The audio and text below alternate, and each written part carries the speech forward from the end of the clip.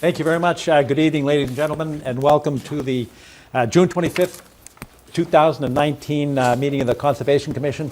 A couple of rules and regulations. One, we have a tape recorder working here as part of the open meeting law, so we invite everyone to ask questions, make comments, say whatever you want, but please come forward, use a microphone, and identify yourself so it's on the record.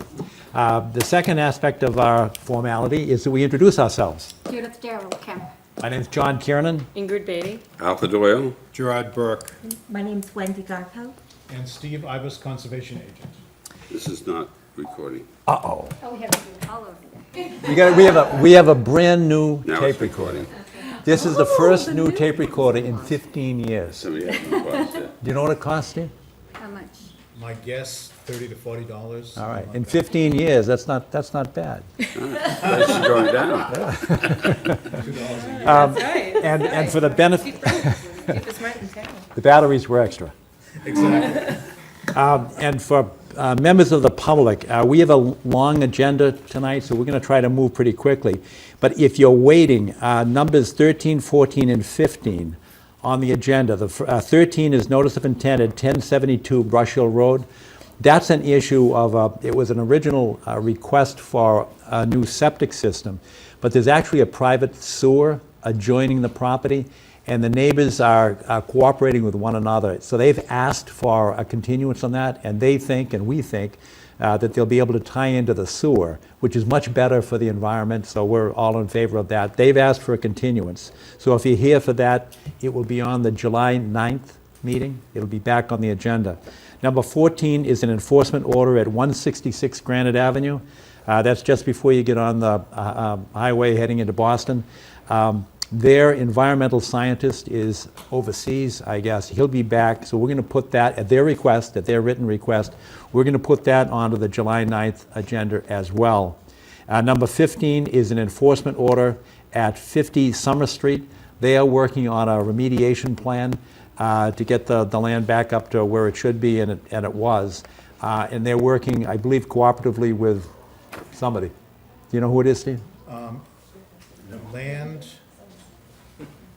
Land, somebody from Hanson. I'm All sorry, right, I well, don't remember the well, next word. No, it's not. Thank Is you. it Landvest? Is it? It's not Landvest, no, it's another land strategy or, All right. no, not the land stewardship. But in any event, they have also asked for continuance. So those three numbers are going to be continued. So if you're waiting for that, you might want to consider coming back on July 9th. Having said that, we go to number 1, order conditions in the Ponset River. This is a DCR application. Welcome. Thank Again. you. Good evening. So I'm here for the annual update of our invasive management plan for DCR lands in Milton. And Could you introduce oh, yourself? I'm sorry. I'm Nancy Putnam, the ecologist and ACEC coordinator for DCR. So I work statewide for DCR. Thank you for coming to Milton tonight. Oh, you're welcome. Glad to be here. So we've been working out there for a couple of years doing invasive management, and I've submitted a summary of what we've worked on for the last 2 years. Explain to people where you're working so the public will know. Okay. We know, but just so the public will know. Yes. So we've been working primarily along Burma Road, shown on the screen there, on the east side of the Neponset River, in right along the trail. It's a high priority area for us. There are a lot of invasives there, and it's rare species habitat. So this notice of intent was actually submitted with the Natural Heritage Program because they've been involved in this project from the beginning, and they treat some of the invasives out there, in addition to my crew that's contracted with DCR and that I oversee. And we've been primarily treating woody shrubs that are along the edges of that trail, which is kind of on the edge of the wetland and in the riverfront area in some cases, and in the floodplain of the Neponset River. So we use cut stem treatments for those woody shrubs, and it's been going very well. So In 2017, in the fall, we treated them along the trail, and last year, in 2018, we went back and treated some more, and any that had grown back, and then we went a little further back from the trail into the wetland a little bit, and there were also some other woody shrubs back in there, some non-native honeysuckles and a couple of multiflora rose. And in addition, last summer, in July, we had a hand-pulling day for mile-a-minute vine, which DCR unfortunately, I think, has the highest population as far as the largest acreage-wise in the state of mile-a-minute vine. And a lot of it is in foul meadow. So last July, we spent one day hand-pulling mile-a-minute, and we are planning 2 hand-pulling days in the next month. And so hopefully that will be really successful. We got assistance last year from the Neponset River Watershed Association interns and staff people. And this year we've also invited the Friends of the Blue Hills to help us as well. And our crew will also attend and help with that. So in addition, last year we added on treatments on the east edge of the Foul Meadow wetland, which is along Hemingway Drive. So DCR owns a lot of land along that northwest side of Hemingway Drive.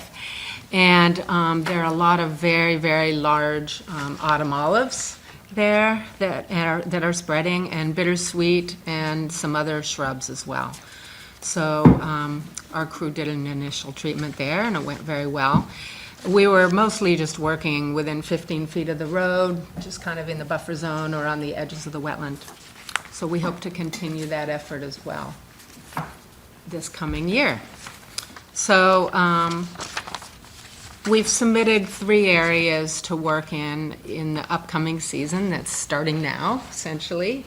And the area 1 is the Burma Road area in red that you see on the screen. So from the Neponset River east to Burma Road, and then east a little bit from the Burma Road Trail until, into the marsh there. So, primarily what we have in there is mile-a-minute vine and woody shrubs. Buckthorn is the biggest culprit in that area. And then as we get into the marsh, Phragmites is a big problem, and actually Phragmites is spreading into the trail itself.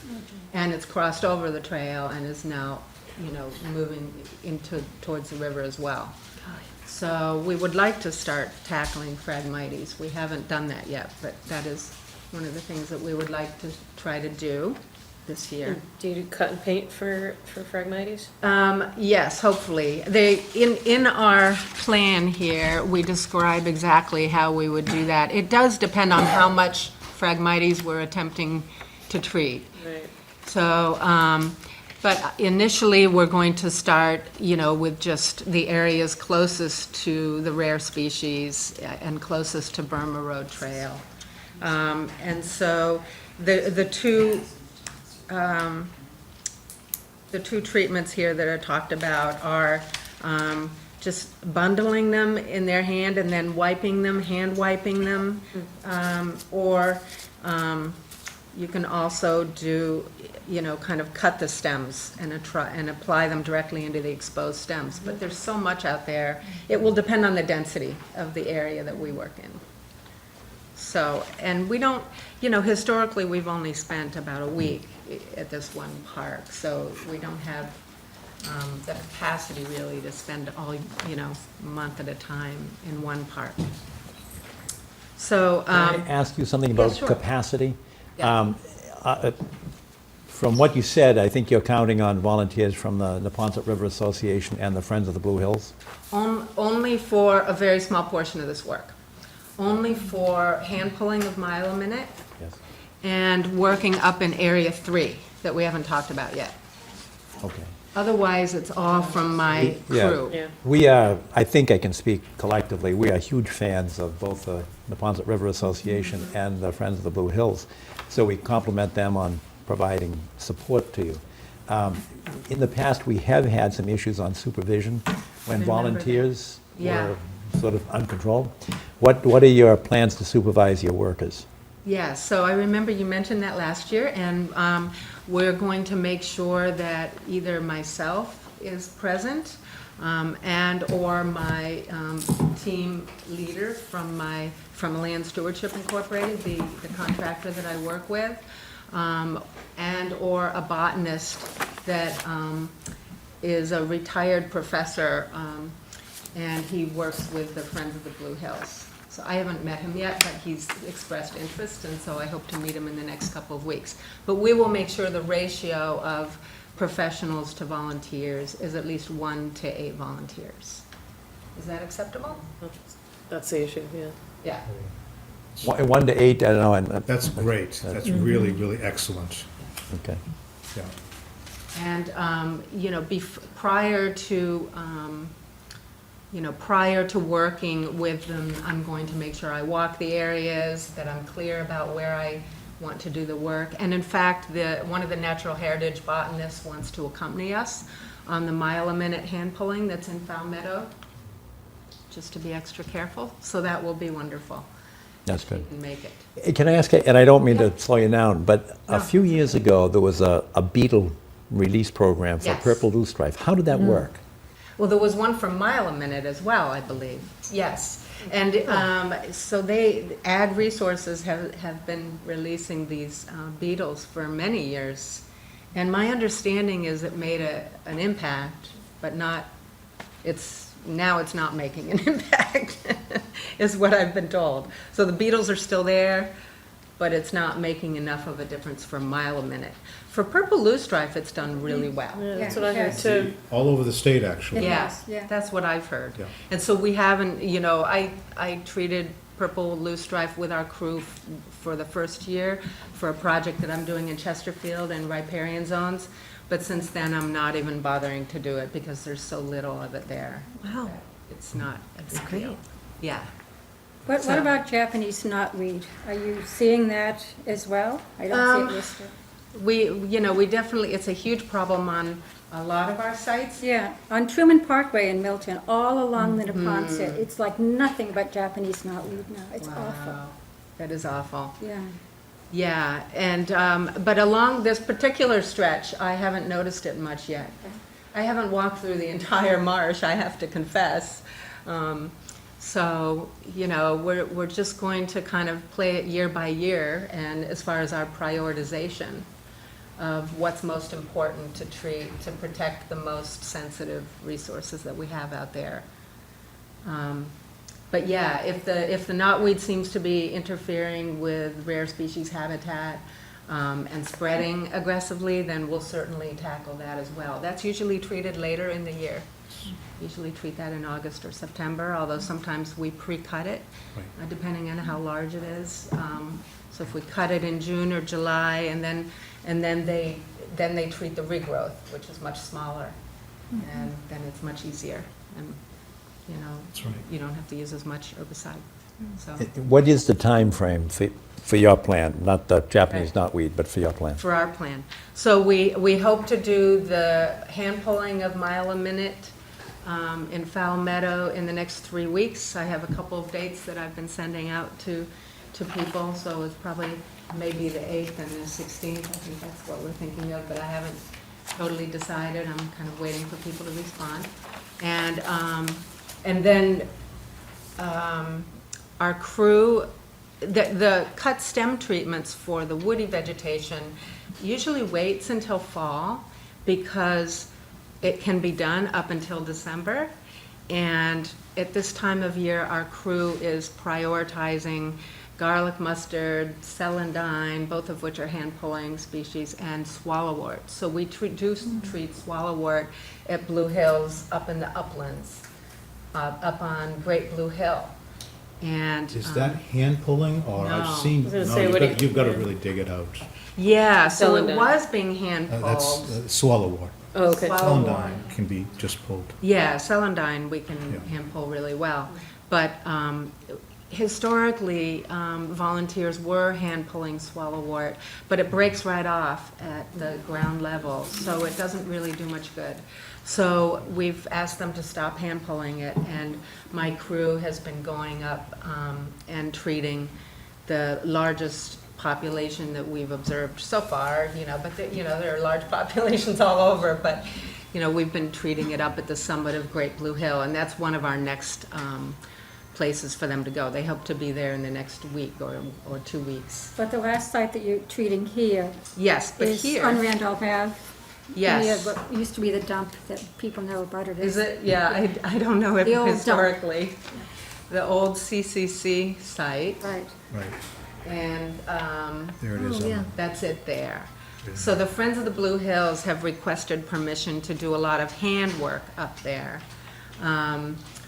with weed wrenches and hand pulling of the woody vegetation and whatever other invasives are there. So I'm hoping to walk it with them in the next week.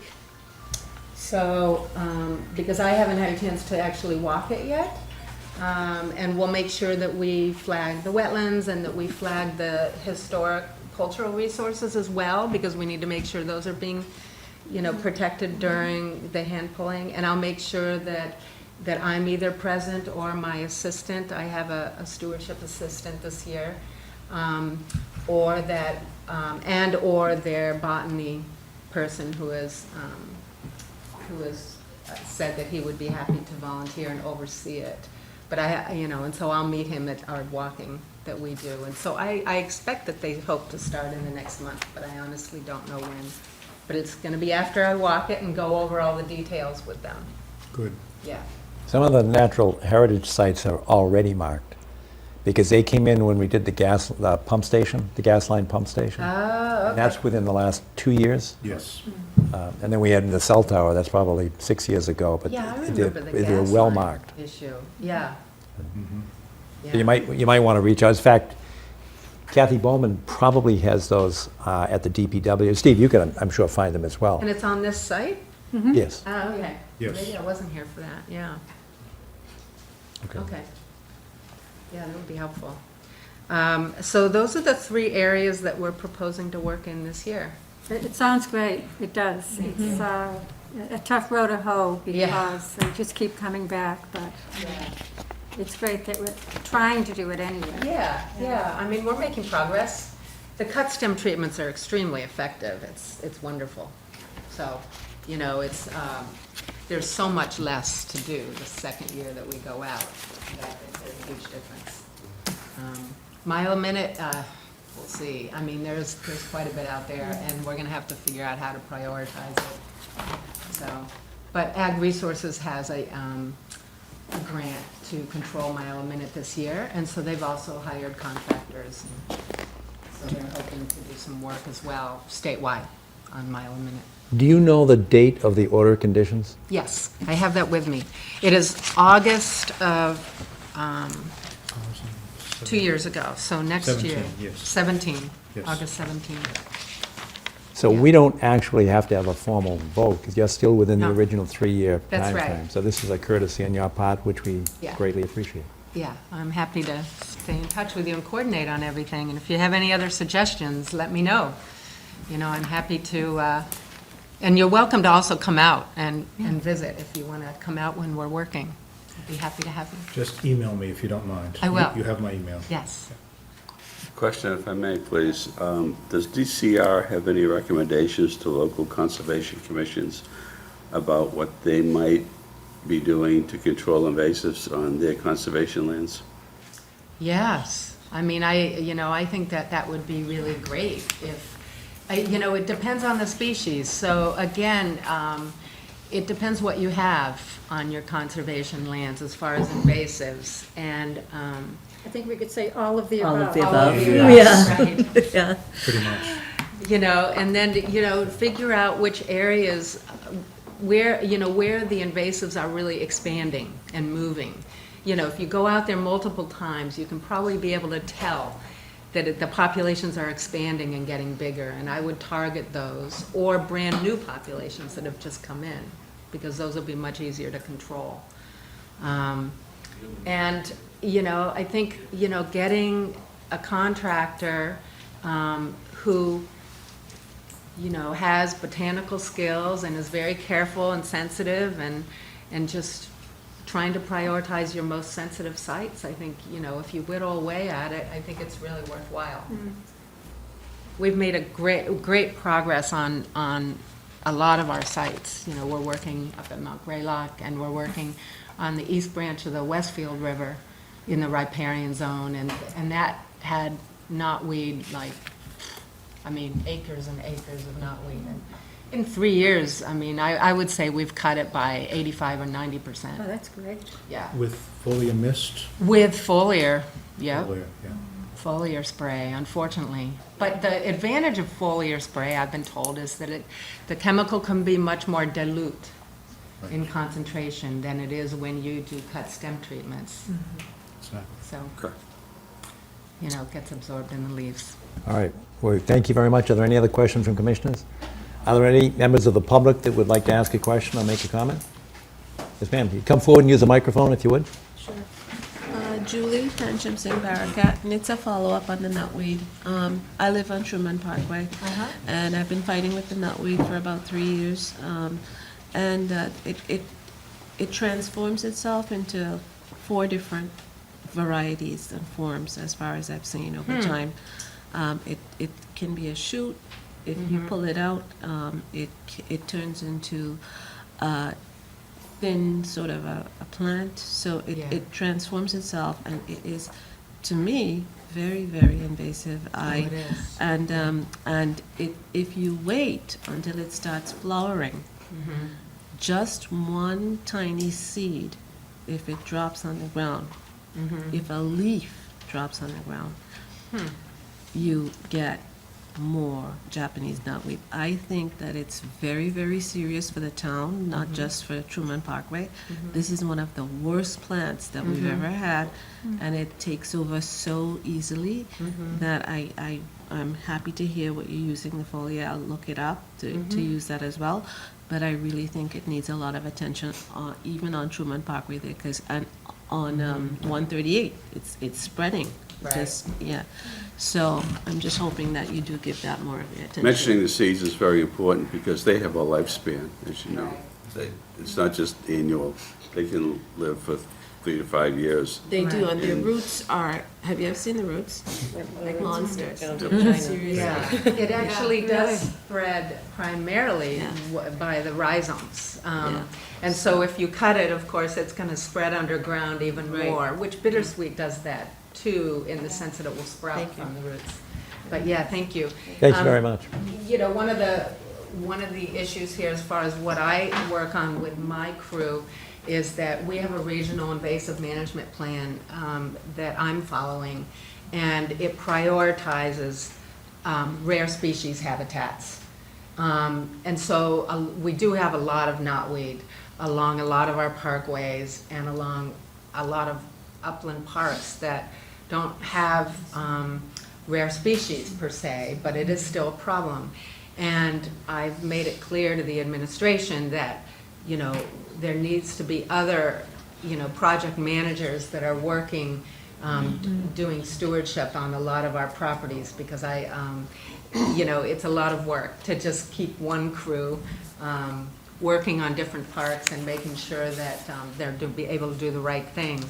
And it's in England, actually, they've made knotweed, they've made it illegal to sell your house if you have knotweed. They've really ramped things up as far as knotweed goes. So just like a one-sheet informational for residents, so how we can get rid of it. If you see it, what to do, I think that would be helpful from you because you're the expert. Yeah, those sheets are actually online from other organizations, but I can certainly, forward them to the commission so that you can hand them out. I have some fact sheets with me, but I don't think I have one for knotweed with me per se, because it's been around for a long time. So they actually, there aren't as many fact sheets on that one as there are for things like Mile a Minute, which is newer. But, yeah, happy to help give you some advice with it. It's a challenge. And, you know, I went to Brook Farm Historic Site the other day, and you couldn't even see any of the foundations. I mean, the knotweed had just completely taken over. And so it's a long process to get rid of knotweed when it's that bad. It's a lot of work. Well, we thank you for your guidance. You're welcome. Thank you, Nancy. Can I add a comment too? Yes, of course, but come forward and use the mic if you would. Sorry, Lee Toma, 58 Aberdeen Road, and Chair of the Bicycle Advisory Committee. I'd like to voice, second the concerns about the knotweed along the Neponset Greenway. The state has invested millions of dollars in developing this fantastic resource, and the knotweed is basically blocking half of the trail. And we're concerned that over time, as you mentioned, it will undermine the trail and start to damage it. So if there's anything that we can do to assist in controlling that, please, I'd like to work with you on that. Okay. Thank you. Thank you very much, Lee. Thank you, Lee. Is there anyone else who would like to make a comment or ask a question? All right, thank you again. Thank you. Next on the agenda, number 2, is 374 Brook Road. That's the landscaping plan for an order of conditions. And Steve, is this the, is Jackie here? We have somebody here for that. Yes. Thanks, we're at 374, and I am here we're for ready to go. 374. My name is Jack Dolly from Northland Residential, the owner of 374 Brook Road. The order of conditions that was issued for 374 Brook Road asked for the submission of a landscape plan as a condition of approval, and that is what has been submitted for your review.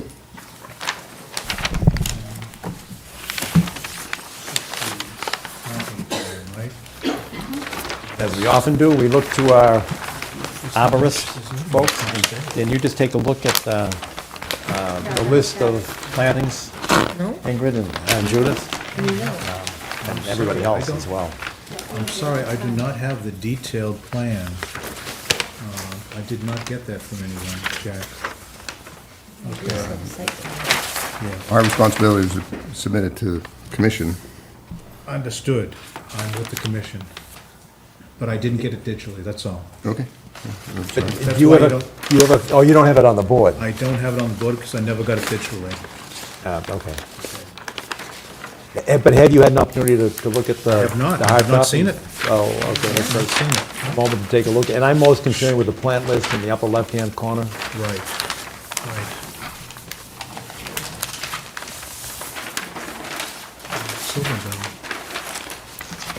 Well, Mr. Chairman, in my opinion, there's an awful lot of plants that are not natives here. All the ones with little parentheses around them are, you know, what are those called? Quotations. Quotes around them, thank you. And the ones that, you know, say Japanese something or other, or the bridal wreath. If it's not in, and let me just show the audience what the native species of Massachusetts are. This is a book called The Vascular Plants of Massachusetts, County Checklist, first revision 2011. That's by the Natural Heritage Endangered Species Program. This is the Bible for native species in Massachusetts. If it's not in this book, it's not a native species, as far as I'm concerned. That's my recommendation. Steve, which ones are you looking at? Well, I'm looking at the first thing is Elysia carolina, Like green, for example. if you go down on the, Right, the Botanical name? the second shrub. I'm going to look it up here. in a but that moment. doesn't have quotes around it, that's what's, It's a silver You're talking bell, about Steve. the hybridized ones, Steve, a Steve? silver, Yes, it's not a native to Mass. well, We haven't taken quite such a rigid approach to Understood. things, Steve. Okay. You haven't? It doesn't have to be native. Of all people, That's Silverfell great. has been here for a long time. like Norway We're sort of- maples. Not They- like Norway maple. They've been here a long time. Not like Norway maple.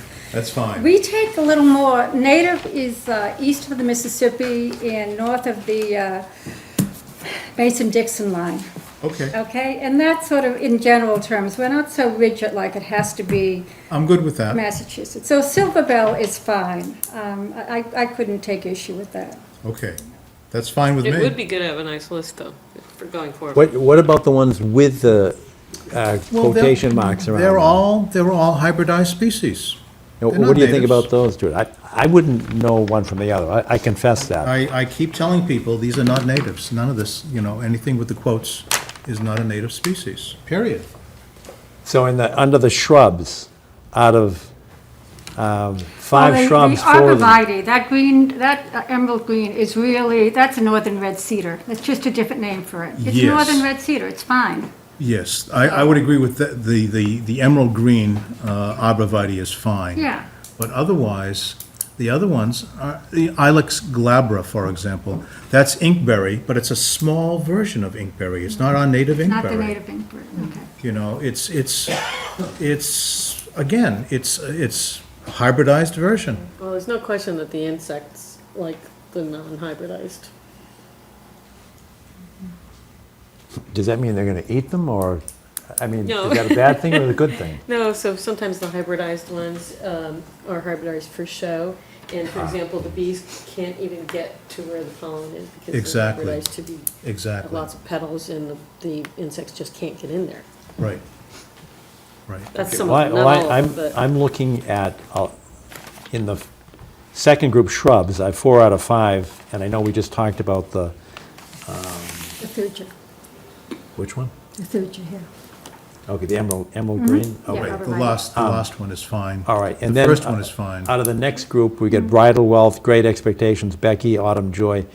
Is there a consensus as to, what's acceptable within your definitions? Jack, I don't think, it's probably not going to make a whole lot of difference to you, is it, if we could shift some of these? No. Okay, so, No. Right, so so a perfect example of what we were just talking about, the Crazy Daisy Becky. If you see, I know, if you see, Crazy Daisy Becky. do you see what I mean?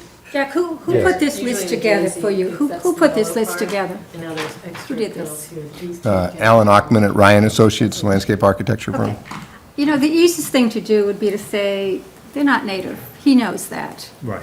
And you're not going to plant any of these trees till September or October anyway. You're not going to plant them in July. They'll die.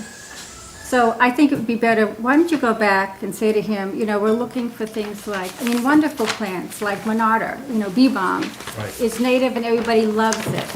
There's so many different plants. And he could do a much better list than this.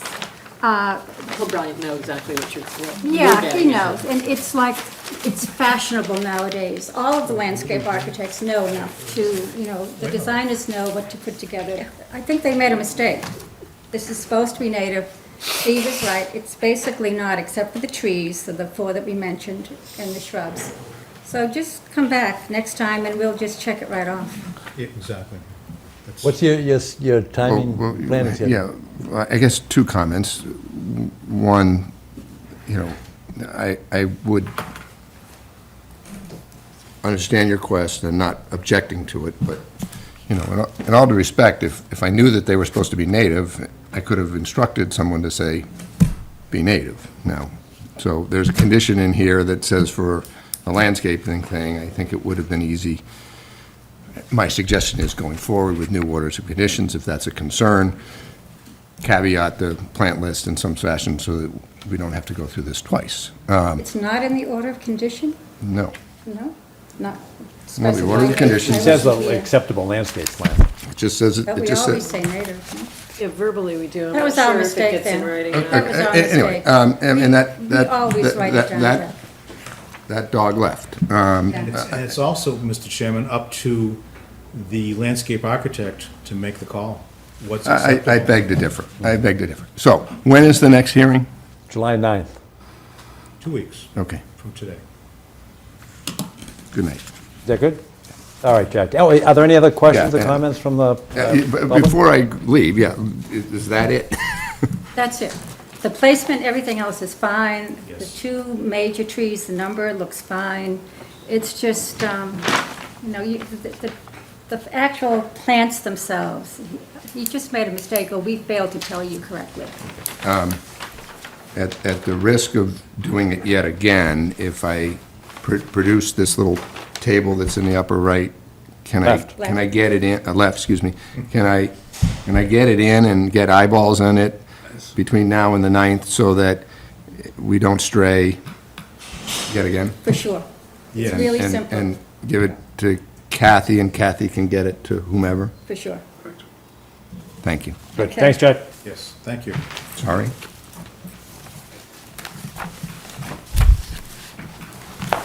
Good night. Good night. Thank you. Thank you. Next on the agenda is number 3, request for determination of applicability, MBTA's right-of-way.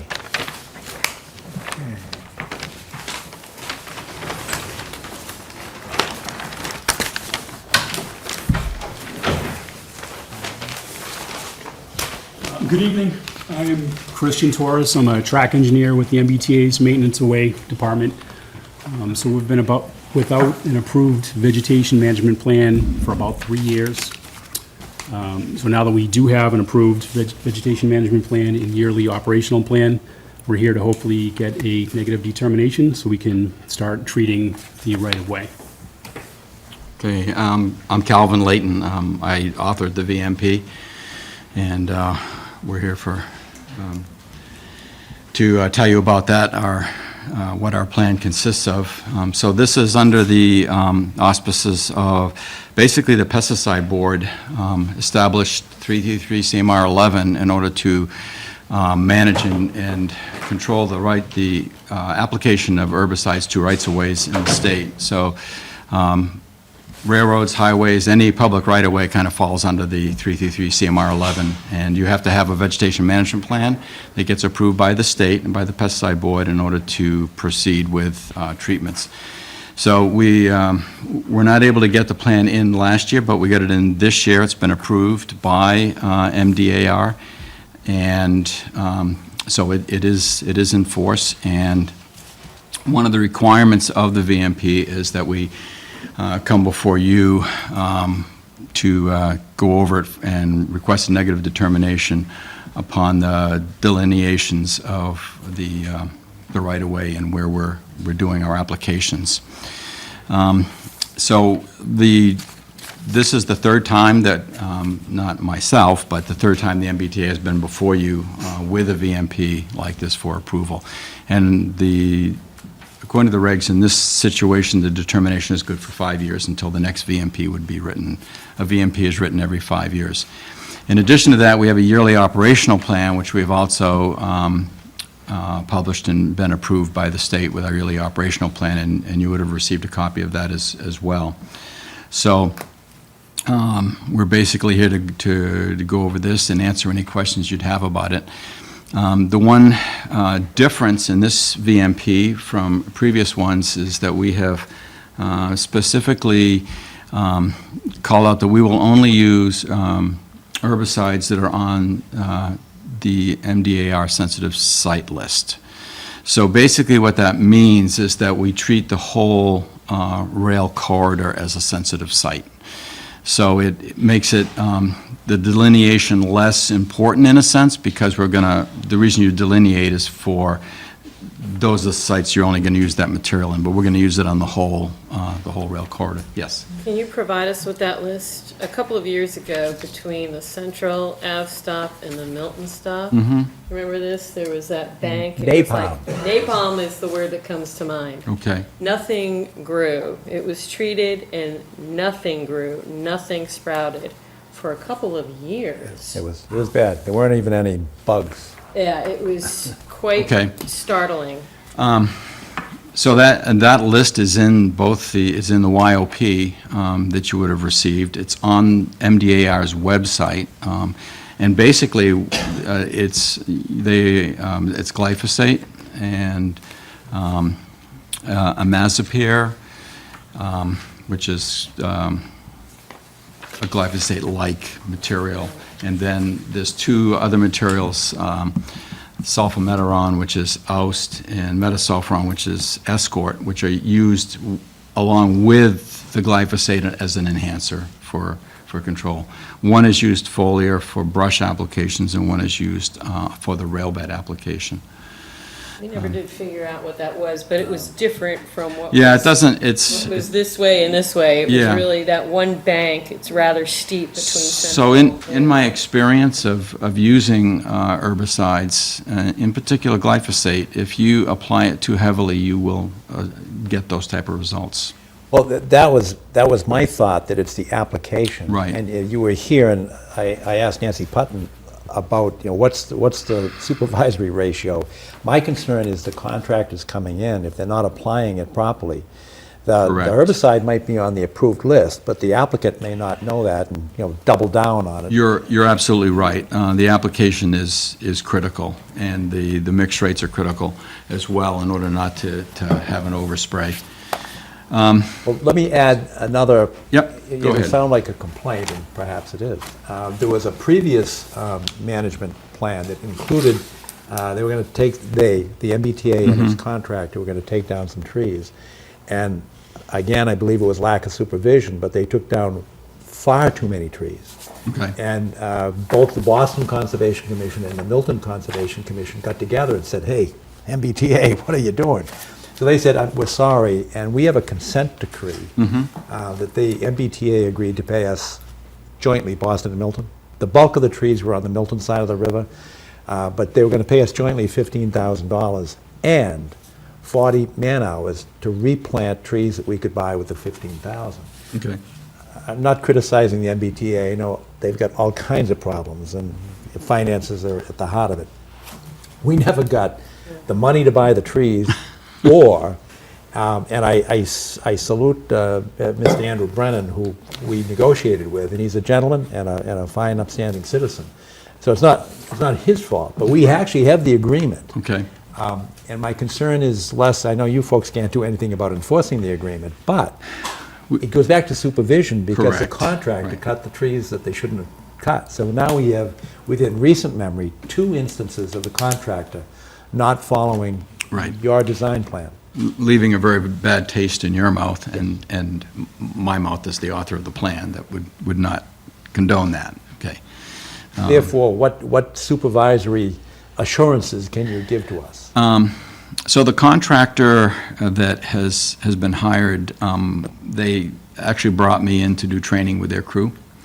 What's the contractor? It's Northern Tree Service. That's the one. And so That's the one could that be. led to the $15,000 consent agreement. So the only thing I can say for them is that they have a whole new team in place. They hired me to come in and do training, and I wasn't aware of this. So I came in and trained these people. They're new. They're not new to treatment. There's probably one of the more experienced crews I've seen for treatment, fully licensed and trained. They were hired from other contractors that do this work all the time that are reputable. So I had a high level of confidence in their knowledge. In fact, I think it was one of the better crews I've trained. So I'm thinking that they probably have solved those problems. However, we can certainly bring this to their attention, that this was a big issue, we don't want to repeat this, and I have this statement that I like to say, and you've made this very obvious, is that herbicides don't lie. They tell you where they've been, and they tell you very effectively where they've been. So, it's incumbent upon this crew to be very, very careful in their application, and only treat the stuff that's really needed to treat. According to the plan, they cannot treat anything over 12 feet high on the side of the, so we have two types of application. One is the rail bed, and the other is brush encroaching from the side of the T right-of-way that would hit the cars as they go by. So anything that's over, any vegetation that's over 12 feet high has to be cut, and they would treat that with a cut surface treatment, much like the previous lady described for their invasive plant applications. The smaller stuff below 12 feet can have a foliar application to control it. However, if it's within the realm of hitting the car, it makes far more sense to cut and do a treatment. But we're only talking stuff right on the edge of the right-of-way. We're not talking about going back into it, where they would be taking large trees down, unless they were threatening the T. And so it behooves the MBTA, and you can, make this a comment on the RDA that says, when it comes to removing large trees, that the Conservation Commission will be contacted and shown which trees, because they can mark the individual trees that need to be removed. Well, it was about So, 4 years ago now, but we actually walked from Central Avenue to Butler Street. Were you there? Yeah, so we're not against doing that again. I'd like to see the trees if they're going to cut Correct. them. Right. If No, they're and- more than, we can come up with a caliber of, more than 4 or 5 inches. yeah, and that's fair. That you have a, say 4-inch, anything above a 4-inch DBH, that you would get we'd flag them, and then you'd get a ability to see what we're cutting and why we're removing it, and that's only fair and reasonable. We're in a resource area, you should have the say on that, so. Can you Well, go back to, shrub- go ahead, I was Adam. going to ask for shrubbery that you do not spray, but you cut. Do you paint after you cut it? Yes, we'll do a cut surface treatment after it's been cut, yes. And there's 2 ways to do that. One, we can do an actual cut surface treatment, or we can do a basal treatment in the winter where they treat the stem of the plant to control it. And then come back later and cut it once it's dead. So there's a couple of different ways to do it. Thank you. Can you go back to your expertise and scope of services, really? I'm concerned with supervision. Right. And are you going to be there? No, I won't be there. Who will be supervising? The person supervising this is Aaron Barbarian of Northern Tree Service. Is there anybody from the T that's supervising? Yes. We can have one of the track engineers, it could be myself or one of the other track engineers and maintenance away, accompany the crew when they do the treatments as well. And typically I'm a not sure crew. about a track I mean, I know what a track engineer is, Right. but is there anybody with like an environmental background that could do the supervising? The requirements, and of course, this is sort of like closing the barn door after the horses got out, but they're strictly governed by this VMP, what they can do and can't do. And if they go outside the realm of that VMP, it's actually, you can go back to the pesticide division for enforcement action, because they are over the VMP, and if it's they can do an enforcement action on the contractor. So they have this motivation not to do this, which I'm surprised it happened. This is our third go-around. So- They struck out the first 2 times. And So- that's my Prevent concern. Yeah, and I think there's 2 different issues here. One is an over-application of herbicide, Yes. and the second issue was cutting trees that shouldn't have been cut. So I think the second one we can deal with by putting a condition in that says no tree over 4 inches will be cut without approval of the Conservation Commission. And then the first one is just require, appropriate supervision, and you could do something like a follow-up inspection of the application, and by... Could I ask you to hold a second? Sure. Oh, change the tape. You're still old-fashioned. No, that's fine. Wait a minute, it only lasted less than an hour, though? At 7:30 to 8:20? It's only one side. Oh, gee. 45 minutes. We got the tapes on sale. Come on. Go We ahead. could buy I this didn't mean to machine. interrupt. We can request the contractor to do and they should be doing a follow-up inspection anyway after treatment. And if there's any irregularities, to notify the Conservation Commission immediately. I think that would be sufficient, putting the fear of God into them, that if, like I say, herbicides don't lie, and if there is a deficiency, they need to report it and then take corrective action. So, Is there a report of the inspection after treatment? so they are required by the VMP to keep records of every treatment they do, and we could make that as a condition that the records be submitted to the Conservation Commission for the date and time all application records be submitted to the Conservation Commission, which then you can review, and they tell how much material was used and what materials were used, and that would be an indication of where they went. Because the real key there is, did they go over the label rate? Okay. So if they go over the label rate, now, not only is it a violation of the VMP, but it's a violation of the label, and that's actually a federal violation when you go over the label rate. And most people don't know that when you buy the Roundup at Home Depot and you go spray everything in your backyard with it, that on that, it's got an application rate, and if you go over that rate, it's a violation of federal law. So they could be in jeopardy of losing their license to apply. So I think there's sufficient safeguards built into the contractor. It's just a matter of raising those flags. So post-application inspection, submission of records, I think would deal with that issue pretty effectively. John, is there some mechanism where if something does go, is this company bonded? Mm-hmm. And is there some specific and simplified and direct method within that bond that the town will be, that any damages to the town will be paid? I mean, you're still chasing 15 grand. Is there some way that can be shored up going forward? That's kind of out of my ballpark of league, and maybe Chris could speak to that. They are certainly bonded to work. It's a state contract that they have, so they're certainly bonded for that. So there should certainly be mechanisms for that. Why this one fell through the cracks, we don't know, but we can certainly look into it. And, because that's a I can reasonable definitely question. look into that, if there's anything in our contract with Northern Tree that would cover that. I can also look into the consent agreement that we defaulted on, basically. And this will be accomplished before you begin your work? I will certainly try. What is the time frame for this? July? Yeah. We wanted to. Yep. We're going to be in there in July.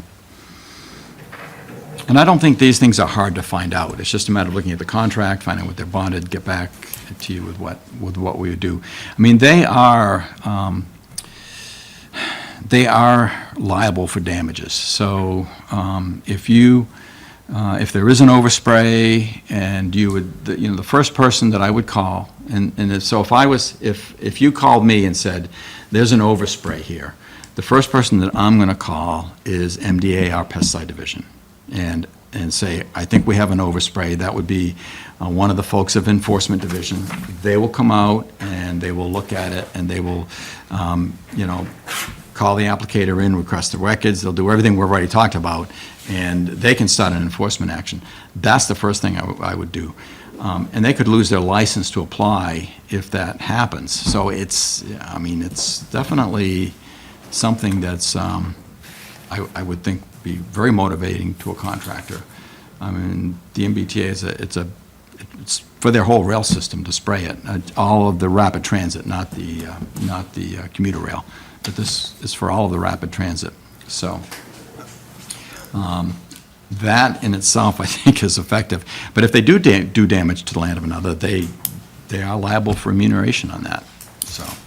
And I would think that, to be real honest, I would think that if you would to bring them in here on an enforcement action, that you would not have to resort to lawyers or anything else, that they would be willing to deal with that very effectively and quickly.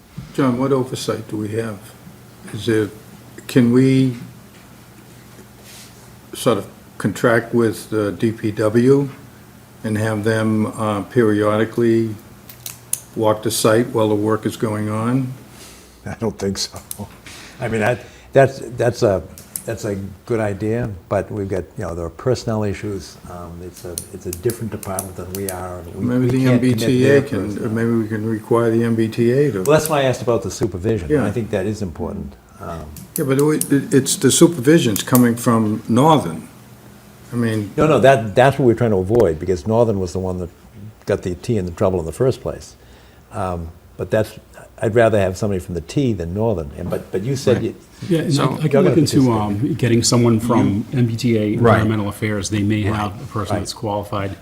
And actually, when we walked from Central, we may have started back at Capon Street, but we walked a long We way to did, Butler. we did. We started, Yeah, we we did. started behind, yeah. Yeah. And then we went to Butler, what's the next one? Going towards, Valley Road, no, going the other way. No, beyond Milton, Milton. and the next one is Butler. Mm-hmm. And what's the next one? Cedar. Cedar Grove. Cedar, right. I think we went all the way to Cedar. Yeah, it's not But a Andrew long, it's Brennan not a was long with us. section. I think he walked the site with us. I think he did. I don't know. So you can provide us with the name of the person from, you said there's an environmental division of the MBTA? Environmental Affairs. That's the first thing I'll do is I'll see if they have field personnel that can come out and monitor the mixing And I'm- rates and application rates, And things I'm- like that. And I'm sure they can. And, yeah, and this treatment is also done, typically, some of these treatments are done at night, when the rail is shut down, because it has to be de-energized. So it's typically done at night. Brush spraying, typically done during the day, and the VMP requires it all to be done with just, low-pressure, handheld equipment selectively. That's the way it's spelled out in the VMP. So that means a backpack with a low-pressure spraying individual stems of plants and whatnot, not a bulk spray like what appears to have happened. What year was that done in, do you know, when that was? Maybe 6 or 7 years ago, about. Only I about think 6, so, yeah, it's yeah, probably 6 6 years or ago. 7, yeah. Okay. Yeah, this sounds great. What you're talking about sounds fine. If it works the way you're Well, talking about it. I've been involved with this VMP process since they were basically started in the early 80s, and I believe it's a good process, and it has enforcement teeth in it, so I'd hate to have to create this new mechanism. Let's let the law, as it stands, be the enforcement mechanism. So let's get MDAR involved. Who's the contact there? I'm not. Clayton familiar. Edwards is one of the inspectors. He's the head of the Rights of Way Division. I can give you his phone number. Actually, why don't you give it to our conservation I can agent do that. after the. Yep, I can send it all to that'd be great. Steve, yeah. That contact, yes. And you could actually request him to come out and do an inspection that night. Because I've done these rail treatments myself, and I've been inspected by DAR, and they come out and they take a sample of the tank, and they send it in for analysis to make sure it's mixed properly, and then they watch you do the application, and so they do that. I know that lately they've been pulled into enforcement action on spraying on marijuana farms, which is a whole nother subject, but, and I know they're shorthanded, but they do, and when I did the VMP, he said, make sure that the contractor knows to call me when they begin treatment so I can come do an inspection. So they do So inspect. that's their normal course? Yes. All right, so we could put that in, because what I'm marking down here, conditions of a negative RDA. Yep. Which would be, number one, mark the trees over 4 inches and notify the MCC before you start work. Right. So we have an opportunity to check it Yep. out. Number two, a post-application inspection and report issued to the Milton Conservation Commission. Right. Number three, supervision by personnel from the T's Environmental Division. And number four would be notice to the DAR for... Yes.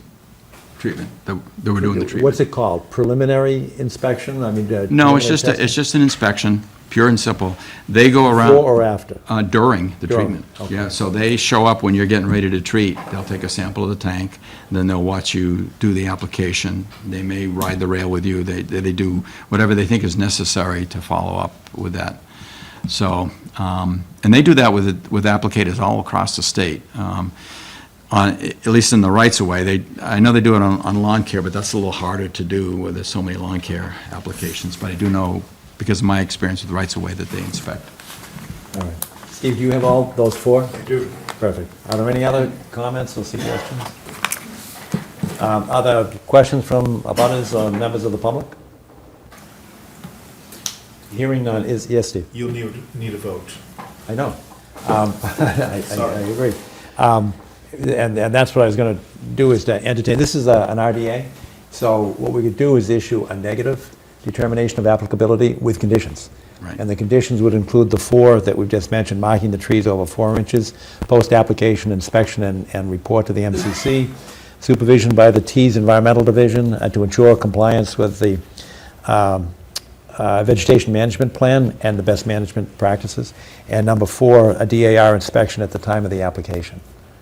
And with those 4 conditions, I think we could safely issue a negative determination of applicability. If, any comments on that, or if not, is there a second to that motion? Second. All right, any discussion? All in favor? Good to go. All right, thank you. Thank you very much.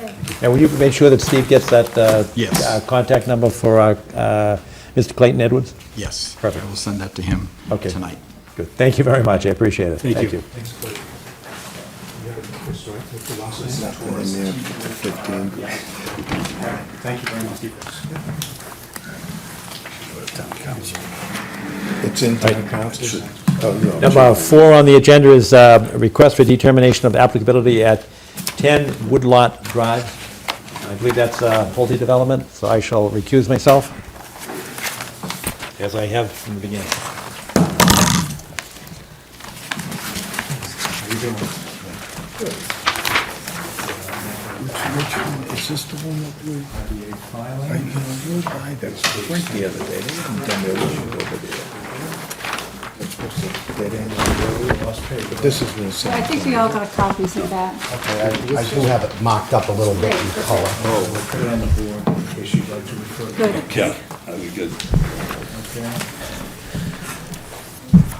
For the record, my name is Mike Rosati. I'm with the firm of Marchand Associates. I'm representing tonight the homeowner of Lot 1 on Milton Woods subdivision. For those of you who are not familiar with the subdivision, this is a subdivision off of Unquity Road, just down from the skating rink on the left-hand side. If you were heading, Called Town Farm. Yes. It's called Milton Okay, Woods. it is the and same now- one. All right. Yeah, now the main street, the only street is called Woodlot Drive, because it used to be a woodlot for the poor people in town.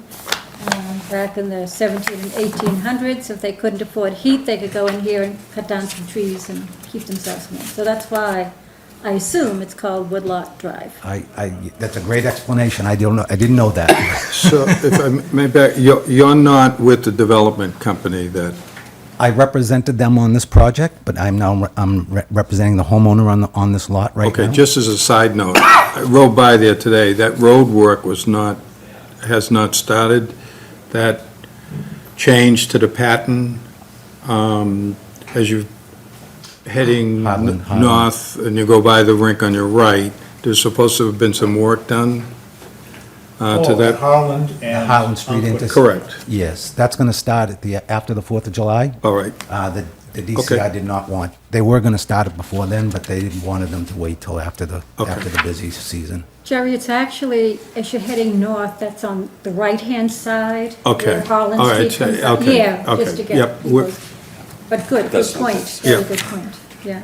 So we are intending to start that work So July. this summer. Okay, Yeah. good. So this lot is the first lot on your left as you come up from Unquity Road.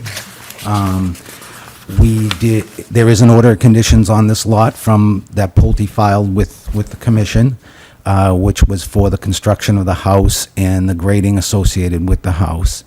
Since that grading in the house has been done, I have not requested a certificate of compliance at this time because the vegetation of the buffer restoration is not complete yet, but I intend to, at some point, to do that.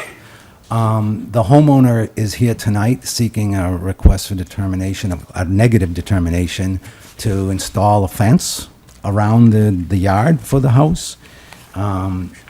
It's shown, if you look at that house, on the left-hand side, almost to the rear corner, it runs out to the limit of work, straight up the page here, and then runs along the limit of work in a straight line to the back.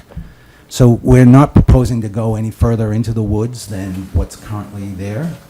But it comes along the back, and then there's a boulder here on this lot line between lot 1 and 2 that it... Hold on a second, you're talking about this dash and dotted line, this one is the fence? No, that's the limit of Proposed work. fence, that's limit of work, okay, so the proposed fence is this little dash here, that dash. It's this line with the X's. It's doing this. Okay. Going along here, and then it comes down the boulder here, and it comes out to the front and back to the house here. So this line, these lines are contours, and this is the limit of work for the project right there. What kind of a fence, please? I'm sorry, Mark? what type of fence are you putting up? It's just a white vinyl. White vinyl. Okay, it's not a deer fence or, okay, thank you. How high? White 6 vinyl. feet. Height, 6-foot high 6 white feet. vinyl fence. And why do you want to put in a fence?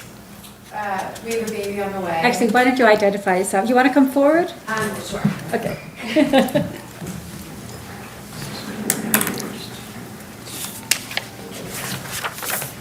I'm Kristen Hayes. It's Jimmy Hayes. We have a baby on the way, and we just have a dog, and so there's a bunch of woods behind us, and we don't want her to be running into the woods or animals to be able to get hurt, and just for kids. Sounds great. What kind of dog? Golden Retriever. And she will run into. Yes. I don't have a problem with the fence. I had some trouble with the mulching aspect. Talk about that. You want to just mulch areas? So there was 2 facets to this request, and that the fence was the main one, and the other is, since the fence is now going to be encompassing the cross-hatched area that you see on that drawing, that is I should back up a second, that is the buffer zone enhancement that we agreed to, Pulte agreed to plant with the subdivision to mitigate for the amount of tree clearing that was done along the buffer, along the edge of the wetland. So the trees are planted. There is grass currently in that area, and that's why I said that I was not ready to file for a certificate of compliance, because I need to either put the ground cover back to what it's supposed to be per the restoration plan, or provide the mulch that the homeowner is seeking to substitute for it. So in the current order of conditions, it's supposed to be a meadow mix in that area, and the homeowner would like to mulch it instead. The meadow mix is what? When those flowers come out, you'll be saying, well, look at the butterflies, when the baby's running around, you'll see stuff. Mulch is like putting down a bunch of plastic on the ground. It's no better than that. And a lot of it comes up now from, God forbid, southern states, we don't know what's in it, and a lot of it has color in it. It's no good, mostly, for the, I'd ask you to rethink that. It really is not a benefit, and this is a very sensitive area. You have a vernal pool behind you, that's particularly important, way in the woods, and there's so much other wildlife there. The mulch doesn't make any sense. It's like an urban, we're trying to keep this, as natural as possible. I appreciate totally what you're saying about the fence, and, the dog, baby's fine, but the wildflower mix is easy. If you want to, make it a little smaller, maybe push that line back by a foot or so, I guess I would entertain that.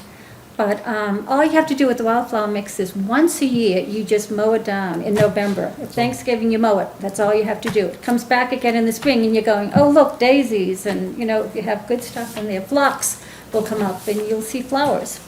And once a year, you mow it. That's all you have to do.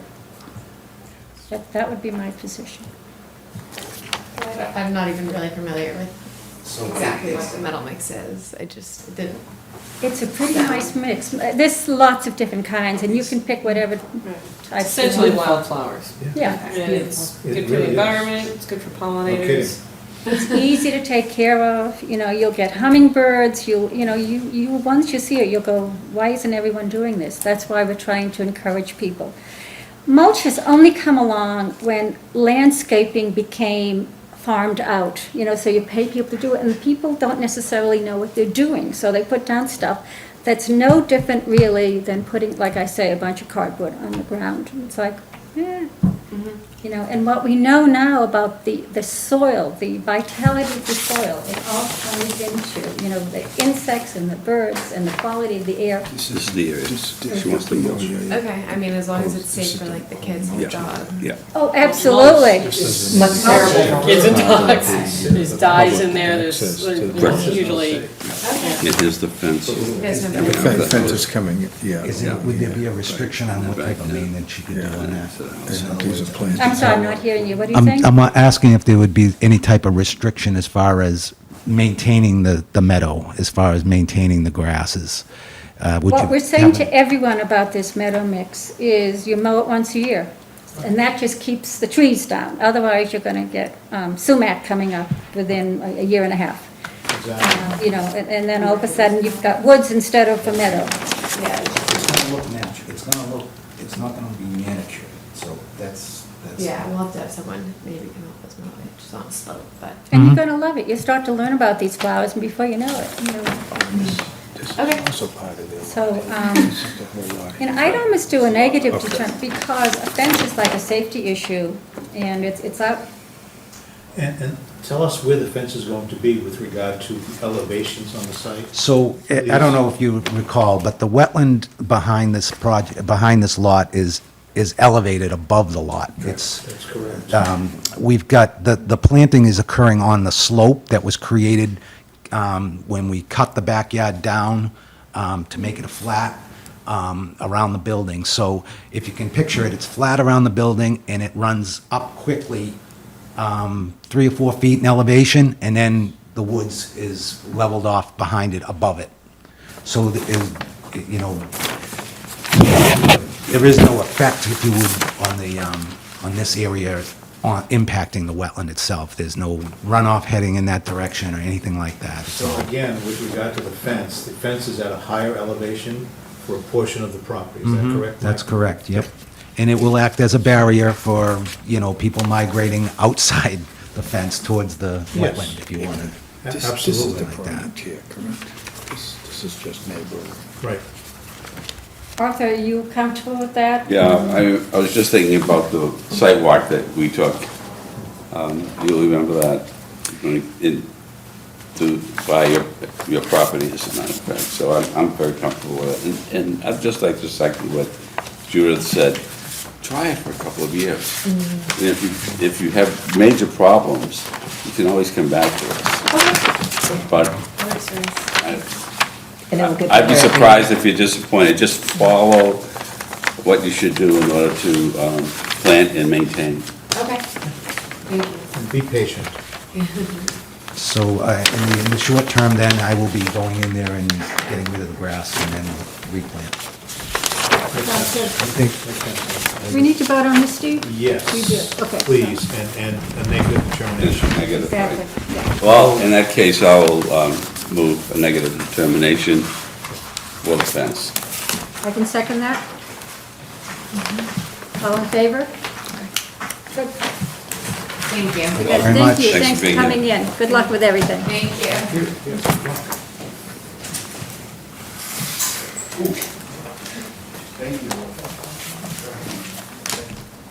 Yeah, this is the neighboring area. Yeah, it's, This is the poultry farm. And then, yeah, right in here. right, Yeah. it's here. Two lots back. Right. Boy, gee. But I thought you were talking about the old That's poor the- farm, Yeah, which is okay, here. and this is the conservation. Right. Okay. And then- Where is John King? Did he go home at this point? If you were smart. Can someone tell John to come back in? Thank you. Next, we have Truman Parkway is coming up. So, Whoever is coming for that.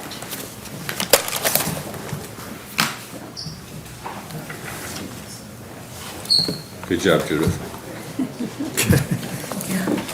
Thank you, Judith. Take this off. There he is.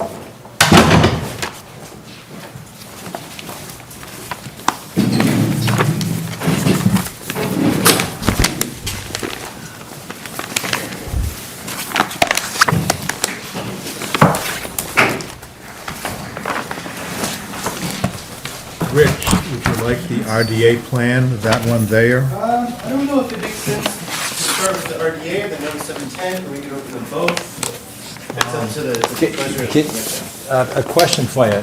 Why are the two different? Why isn't it like one notice of intent?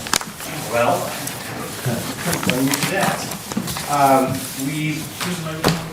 yes.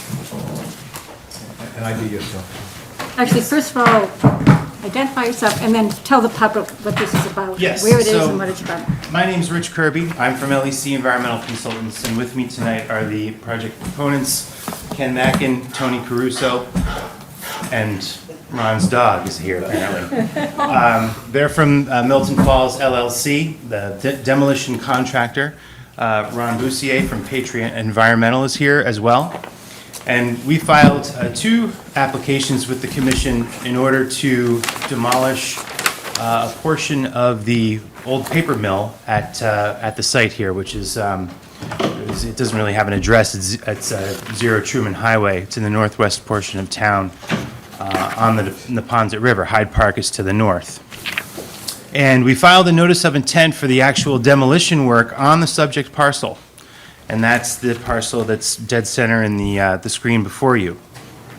And the RDA is for construction access to the parcel. So the notice of intent is filed because Milton Falls LLC owns the property. They're the applicant. And access to the site is through land owned by DCR and MBTA. So we filed an RDA for that access, because if we filed a notice of intent, they would have to sign as the applicant, or they would have to sign the application as the property owner, which could take months and months. And there's an impetus to get this work done because it poses a safety concern on the property. Why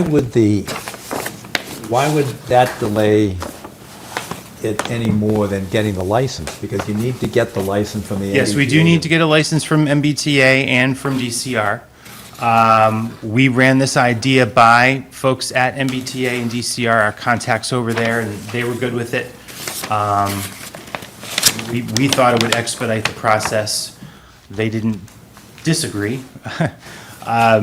So that's the avenue that we took. Now, just for the public information, so we're looking at Truman Highway here, and then to the right, that goes into Mattapan Square. So this is the old paper mill. What's this big straight line? Is that the? That's the commuter rail. That's the commuter. Correct. MBTA, okay. And no one can see this because it's all Japanese knotweed all along here, so you can barely see in. It's mostly, yeah, at this point. Highway, yeah. And you're hoping to eventually develop this and to make it something nice. Yes, that's right. This is sort of step one into an overall site development plan, which obviously we're not here before you tonight. If and when such a site development plan happens, we'll have to go through the notice of intent process for that work. All the abutters will be notified. They'll have to go through permitting with the zoning board likely, again, requiring notification to abutters. So if and when that happens at some point in the future, you know, we'll be prepared to discuss that. But today, really, what we're here for, if I could approach the screen, unless there's a laser pointer. I'm sorry, I don't have one tonight. So, just to orient the commission and the public, there's an existing structure here. It's a two-story corrugated metal and brick building. Portions of it have a roof, portions of it don't. There was a fire there. There's this long rectangular sedimentation and filtration tank, which is above ground. There's the remnants of a water tank here. And then there is a man-made concrete-lined lagoon here. And all of that was used for the production of paper. And where's the Neponset on here? The Neponset River is here. And there's actually, this is the bridge, and there's a dam at the Neponset with a bridge that you can walk across if you dare. It's quite It's quite shocking. Yeah, to walk across that. So for resource areas, we obviously have the river and the floodplain, which occurs along the relatively steep embankment. Once you hit the dam, there's actually a retaining wall that occurs and functions as the bank associated with the river, and the floodplain is along that retaining wall. It's a pretty high wall. And of course, we have the 100-foot buffer zone and 100-foot riverfront area, and the 200-foot riverfront area. So virtually the whole site, with the exception of this little corner here, is within the riverfront area to the Neponset River. And what the town and my clients, Milton Falls LLC, agree that this is a safety concern here.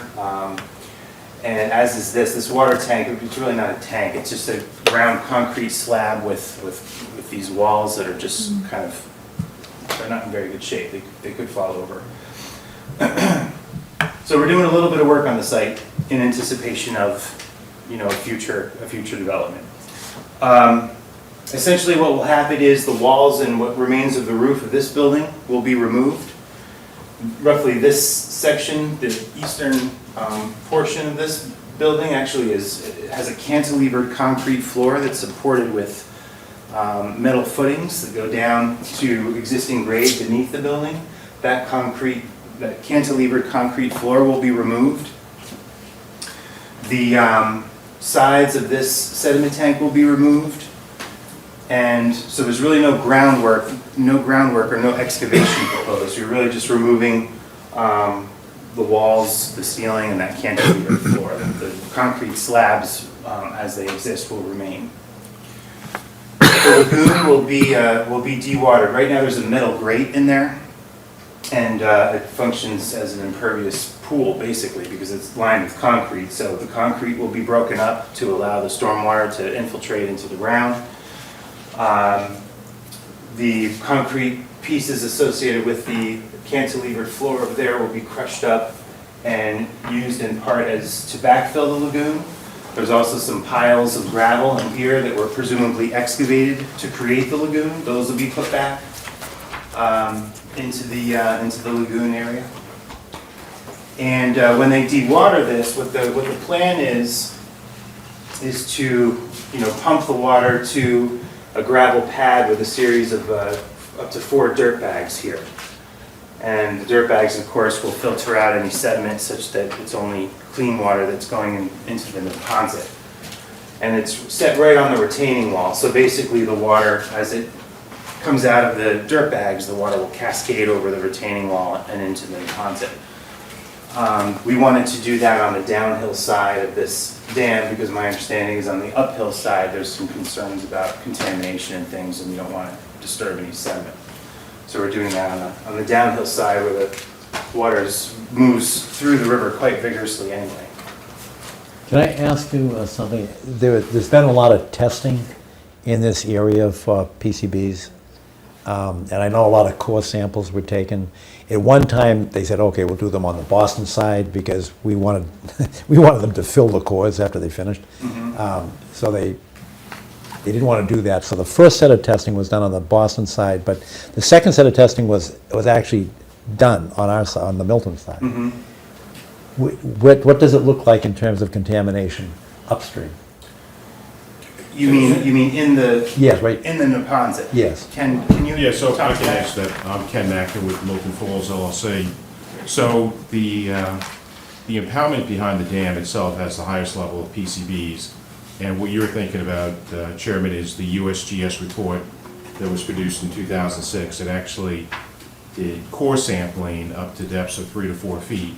And it identified most of the contamination levels, not only on the Boston side, but also the Milton side behind the dam itself. Essentially, the dam was acting as an impoundment. It was collecting the PCBs that were generated further upstream and depositing them behind the dam.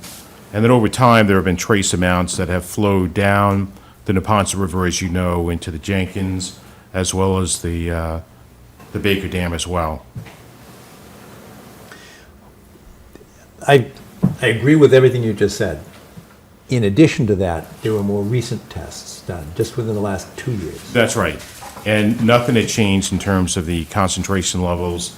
They identified additional areas like the braided channel, other areas that had elevated levels of PCBs within the river itself. Okay. It's all up and down the Neponset River.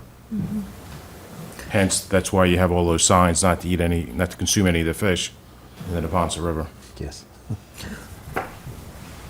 Who owns the dam? Dam is owned by the state. by the Commonwealth. What is the condition of it? Our understanding from having met with Robert Sommer, who's in charge of dams in the state a number of years ago, is that it's in adequate condition. It does have two bascule gates, the gates that go up and down. One gate has a significant hole in it that the state is trying to investigate where they can locate resources to repair that. But there's nothing that's imminent. DCR actually visits the property on a weekly basis. We allow them access through the underpass, through our property. We allow them to drive vehicles onto our site, and so they do regular maintenance of the dam itself. But there's been no indication that there's any risk of, a similar situation like the Taunton Dam a number of years ago. And it really was added from the flood restoration project of 1956, and it was designed to be for flood control, but it really doesn't service as a flood control mechanism. So it's really superfluous, but we do own the riparian rights to the dam. And we do know that DCR has investigated the possibility of reintroducing herring and shad through the Ponce River, but they've got to resolve the issue with the Walter Baker Dam before they address that issue. Thank you. So that's the dewatering plan for the lagoon. The plan set that we included with the notice of intent application also identifies all the different types of riverfront area on the site. It identifies the total square footage of riverfront area on the site. It identifies those areas that qualify as degraded, and those are color-coded on the plan. And it identifies those areas that are previously developed but not degraded. And those are important distinctions that we wanted to sort of get onto the record as part of this application, just so that way the commission has a thorough understanding of what the resource areas are on the site. So the plan you're I'm still not sure why didn't you file an NOI for the access road work? So the access road work, basically there's two existing points of entry to the site from Truman Highway. One is here and one is here. They're existing basically gravel roadways, roughly about 10 feet wide. This one is partially within the buffer zone to an off-site wetland in the outer part of the buffer zone. This one's partially within the riverfront area here. The idea really is that those gravel service roads provide access to the site. They just need to be beefed up a little bit to accommodate the construction equipment that will be used to demolish the structure. So What about the underpass? Because in your last proposal, which was how many years ago? I can't remember. 4 or 5. 4 or 5 years ago. The problem that at least I understood, was that on the underpass, it was not high enough or low enough to get fire and emergency vehicles through there, and you needed two access. So well, that's something that we're going to be dealing with the actual development of the site. In terms of construction access, we're just going to be using a bobcat or a small machine to get the to get the material to this stockpiling area over here. There'll likely be a one-time crossing of the MBTA tracks to get some heavier equipment into the site to do some of the heavier lifting of the demolition work, and then one time out when they're all done. But the back and forth to get the material out of the site will likely be done from this underpass using a bobcat or other small machine. It'll be stockpiled in this area here, and then it'll be trucked off site as the stockpile area fills up. I understand what you're saying, but I'm still stuck on why it's not part of one plan. What's the difference? I mean, why is one an RDA and one a notice of intent? That really has to do with the timing of trying to get the application in. I think the town was anxious to have us appear before the commission to have this get done. And in our experience in working on some other MBTA projects and DCR projects, it can take quite a long time for the draft application to circulate amongst the folks there, have someone be assigned that's going to be the project manager for the project, It's one thing if it's a DCR project and they want to actually do some work there. It's another thing if you're proposing work on DCR land. It can be quite time consuming to obtain a signature on a notice of intent application. For them, do you have any estimate as to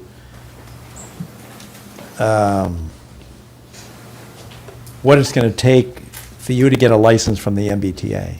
And I'm looking at the email today that said that you need a license for the MBTA. Yeah, we do need a license from the MBTA and the DCR. The DCR license was applied for already, it's in process. It's going to be about 3 months. And And the- a license from both the MBTA Yeah. and DCR. And the MBTA is going to be about 3 months. Not an easy project you took on, Actually, huh? they said 4, but I think we worked it down to 3.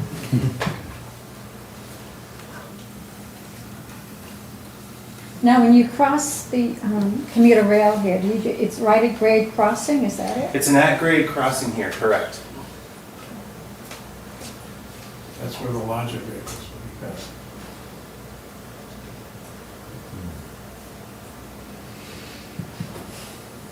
And what you described as the dirt bag or something up there, that dark Yeah. black. Why would you have it closer to the river? Normally, we would think about putting that on soil so that as things are being screened, you get additional screening going through the soil before it gets to the river. Well, this is all relatively flat here, and until you hit the slope. There's not a lot of vegetation on the slope that descends toward the Neponset. So we originally were thinking, well, let's have it maybe up here, or in order to actually have the water not, flow into other areas of the site. In order to actually get it to flow into the Neponset, you'd have to have it close to that slope. And we were concerned that, without any stabilization on that slope, you could end up with some pretty significant erosion. There's already some erosion there now from the velocities. Once you get over here, it's all very flat, but it's really just a retaining wall that the filtered water will, cascade over before it gets into the deposit. Rich, are there performance standards, TSS units, for discharge of water into the deposits? I don't know the answer to that. Or do you? I do not, that's why I asked the Okay. question. Steve, the water, if I could interject for a second, a number of years ago, we did have the water tested, and there were no issues. In fact, the water in that lagoon came from the Neponset River itself. So what used to happen prior to Bay State Paper Company folding is that they would extract 2 million gallons of water a day from the Neponset River as part of an agreement with the MWRA, and there would be 2 holding tanks. They would take the water, they would screen it through the structure to adjust the pH, remove any of the sediment and debris, and when there was a man-made bridge, there were 2 24-inch pipes that would then pipe the water onto the Neponset, from over the Neponset River to the Bay State property in Hyde Park to produce recycled brown paper. So when that company went under, the whole function and need for basically a water treatment plant became superfluous. So there's nothing within that is harmful or dangerous. But we could do whatever I additional wasn't testings needed. implying harmful or dangerous, I was just talking about total suspended solids. Right, I think When that- are you going to, the work is going to be pumping the water out of the lagoon, is that correct? Yes, there'll be a one-time, it's right. basically just a one-time pump, because it's not as though groundwater's coming in. Right. It's an impervious Sure, okay. pool, So the basically. question is, if it's mixed up radically, then there'll be some TSS. If it's not mixed radically. Right, and I think the solids are probably just gonna be leaf litter and organic matter that's Right. accumulated over the years. It's not as though we're dealing with, silty, turbid water that's gonna cloud the Neponset or something Like an old that. swimming pool. Right. Exactly, and most of that stuff, when the concrete is crushed, that's at the bottom, will simply go into the soil, the suspended material. Yeah, I don't think they need to get every last drop out of it. They just need to get enough to get access to the metal grate that's there, Yeah. and then to the concrete so they can break it up. I see. Thank you. That's helpful.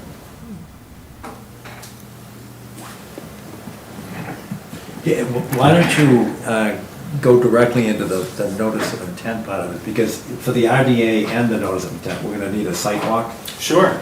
So you might as well Well, that. Keep that- going with it. Yeah, no, that essentially is the notice of intent. Demolition of the walls and roof of this building and the cantilevered portion of the elevated floor. Removal of the walls of this water tank. There's just a few inches of water in it now because the walls are not solid, as you will see at the site visit. We could probably, between us, probably push the walls over. It's that flimsy. And then, of course, the decommissioning of the lagoon here.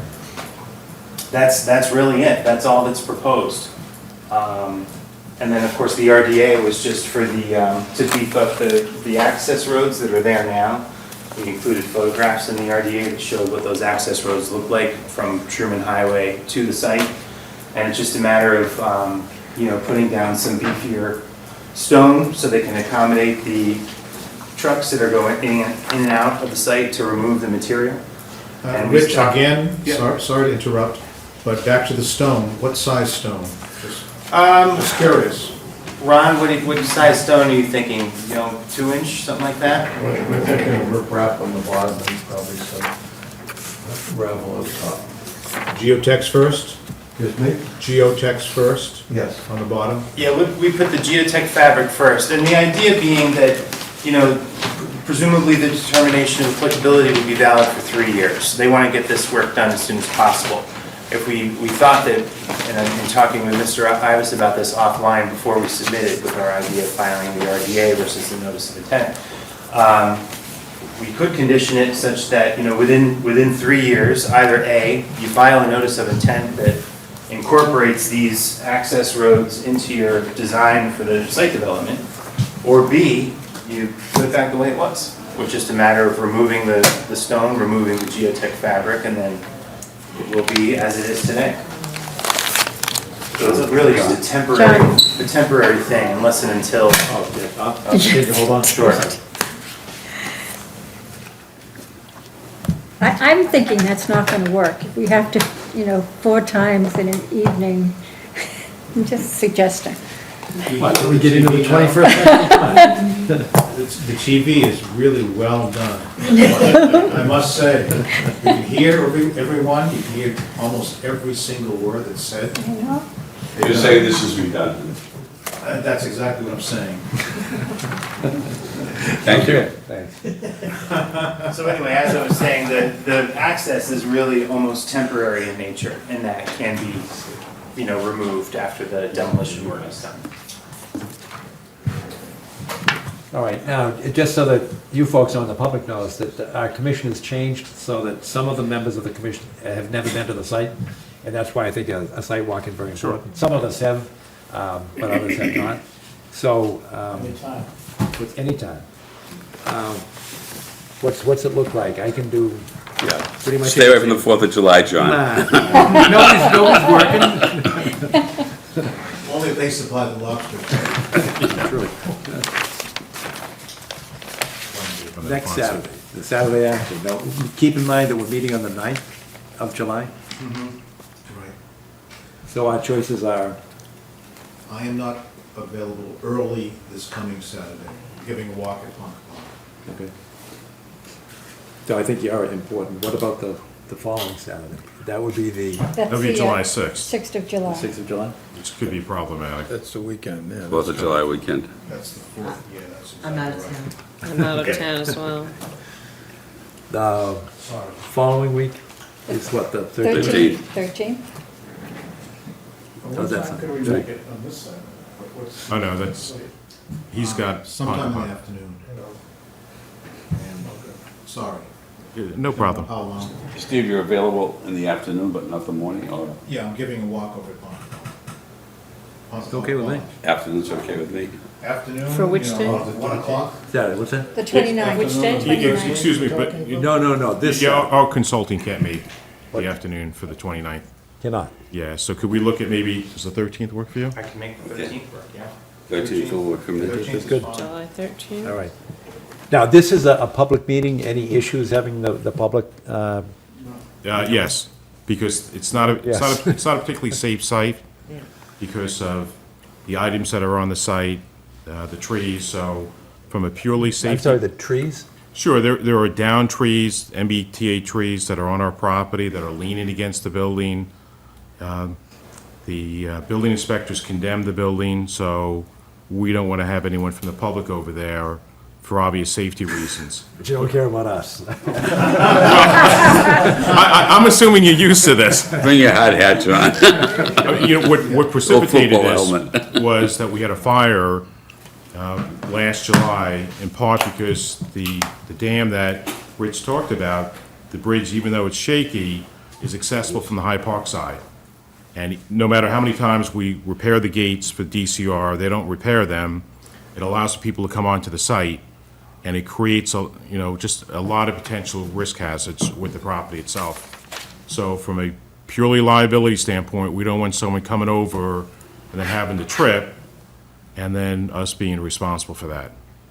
All right, it makes it a little awkward for us. It's happened in the past, but we can't discuss anything unless we go back into public Sure, meeting. so then you know what, we could do it, we would just need people to sign indemnification waivers. And then they're welcome to walk the site at their own risk. All right, that's an alternative, but in addition to that, what about, is there an area where you think that we could gather safely for a discussion? Oh, absolutely, anywhere on the DCR property would be perfectly fine. So we could, Can you point it out? sure. So my thought was, there's probably adequate parking here for at least Half dozen 5, cars. 6 vehicles, in this zone here. I thought And then we were there before. Didn't we come in on this side? Didn't? No, we Oh, came in, you were we there. came in through the Coming on that underpass. side, you have to cross the But track. this is the area, this is the only area that, Yeah. this is how you access the site, because you have to walk under the underpass. Right. You can't walk over the tracks. So I think if we met here, we certainly could convene here and talk. Go, cross under, look at the building, look at the tank and the lagoon, and then discuss things here. Why don't we do two things then? One is to say that the public meeting will take place here, where all can gather and discuss, and that if anybody wants to participate in a closer inspection, they can sign your waiver. Perfect. Does that make sense? Yep, we'd be quite happy with that. Don't make it too draconian, another way. No, just a basic one paragraph. Give up your firstborn. And I would just recommend that you wear boots for the site. All right. Now, is that agreeable to people here? That we can have a location for the public? Sure. And then if they want to join us, they can sign the waiver. Because I do understand the liability side. Any thoughts or comments on that? It's great. All right. 8 o'clock, 13th? Saturday the 13th? Oh, We were too early for you. actually, I'm not able to be there the 13th either. Okay. I'm sorry, I thought we were still going around Okay. with the dates. With the 20th? 20th or the 27th. Do those work for you? I can't do the, oh, wait a minute. 20th is good? I can't do 20th is not good for me. 20th, the 20th is not. Everybody have to be there. The 27th would work. No, but the problem is, under the open meeting law, Right. somebody that's not there has Can't to vote go on it. back and look. So it would be like a private inspection, so that they get caught up to speed, so they can Yeah. participate fully in the vote. Hey, how about the 27th? Rich can't make the 20th. I think I heard one or two other people say they could make the 20th. Does the 27th work? I can do the 27th. 27th's good. 27? Yes. And what is your August hearing date? The August hearing date, Second Tuesday? second Tuesday, which is, looks like the 13th to me. Okay. Yeah, that's what I have. And 8 AM on the 27th? Is Yes. that good for everyone? Okay. Correct. All right, now, before we move on, I mean, that's gonna be important to see the site. Right. And the public is invited under the conditions that we just Right. described. Are there any other questions or comments that a member, an abutter or a member of the public would like to ask? Right, come forward, just use the mic, come forward and use the microphone and identify yourself. And we welcome all questions and comments.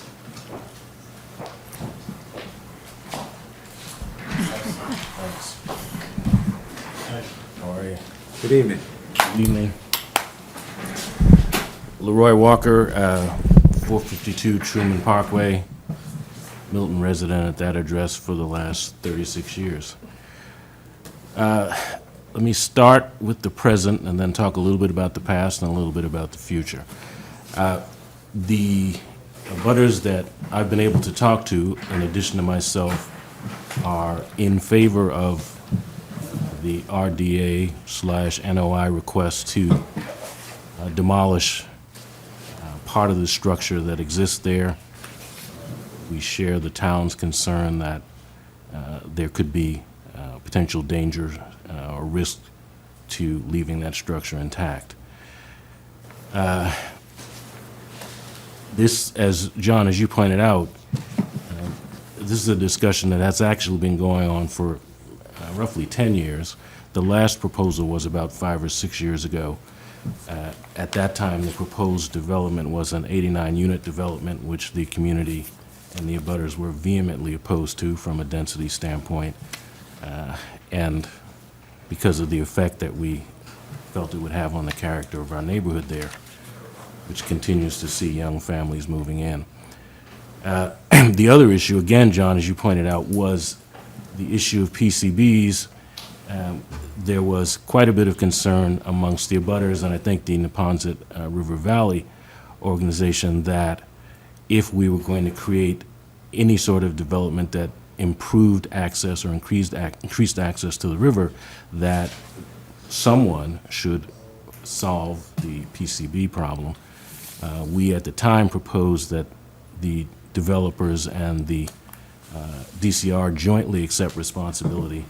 There was quite a bit of finger pointing. I believe at one point the Stop and Shop holding company, Ahold, which is a UK company, owned and was blamed for some of the PCPs that were discharged 25 years ago. So suggestion was that they accept responsibility. So there was a lot of finger pointing. But the point remains that the contamination of the river is a concern and should be a concern for everyone. And if we are again talking about development, we believe that should be on the table. And then we'll wait to hear what the new idea is. We hope it's not the same one that we saw before, since, as I said, we were opposed to that. So we would be interested in, obviously, walking the site. I've walked it several times, but we will, along with you, follow this process closely. Excellent. Thank you very much. Thanks. I know there were others that would like to make a comment or a question.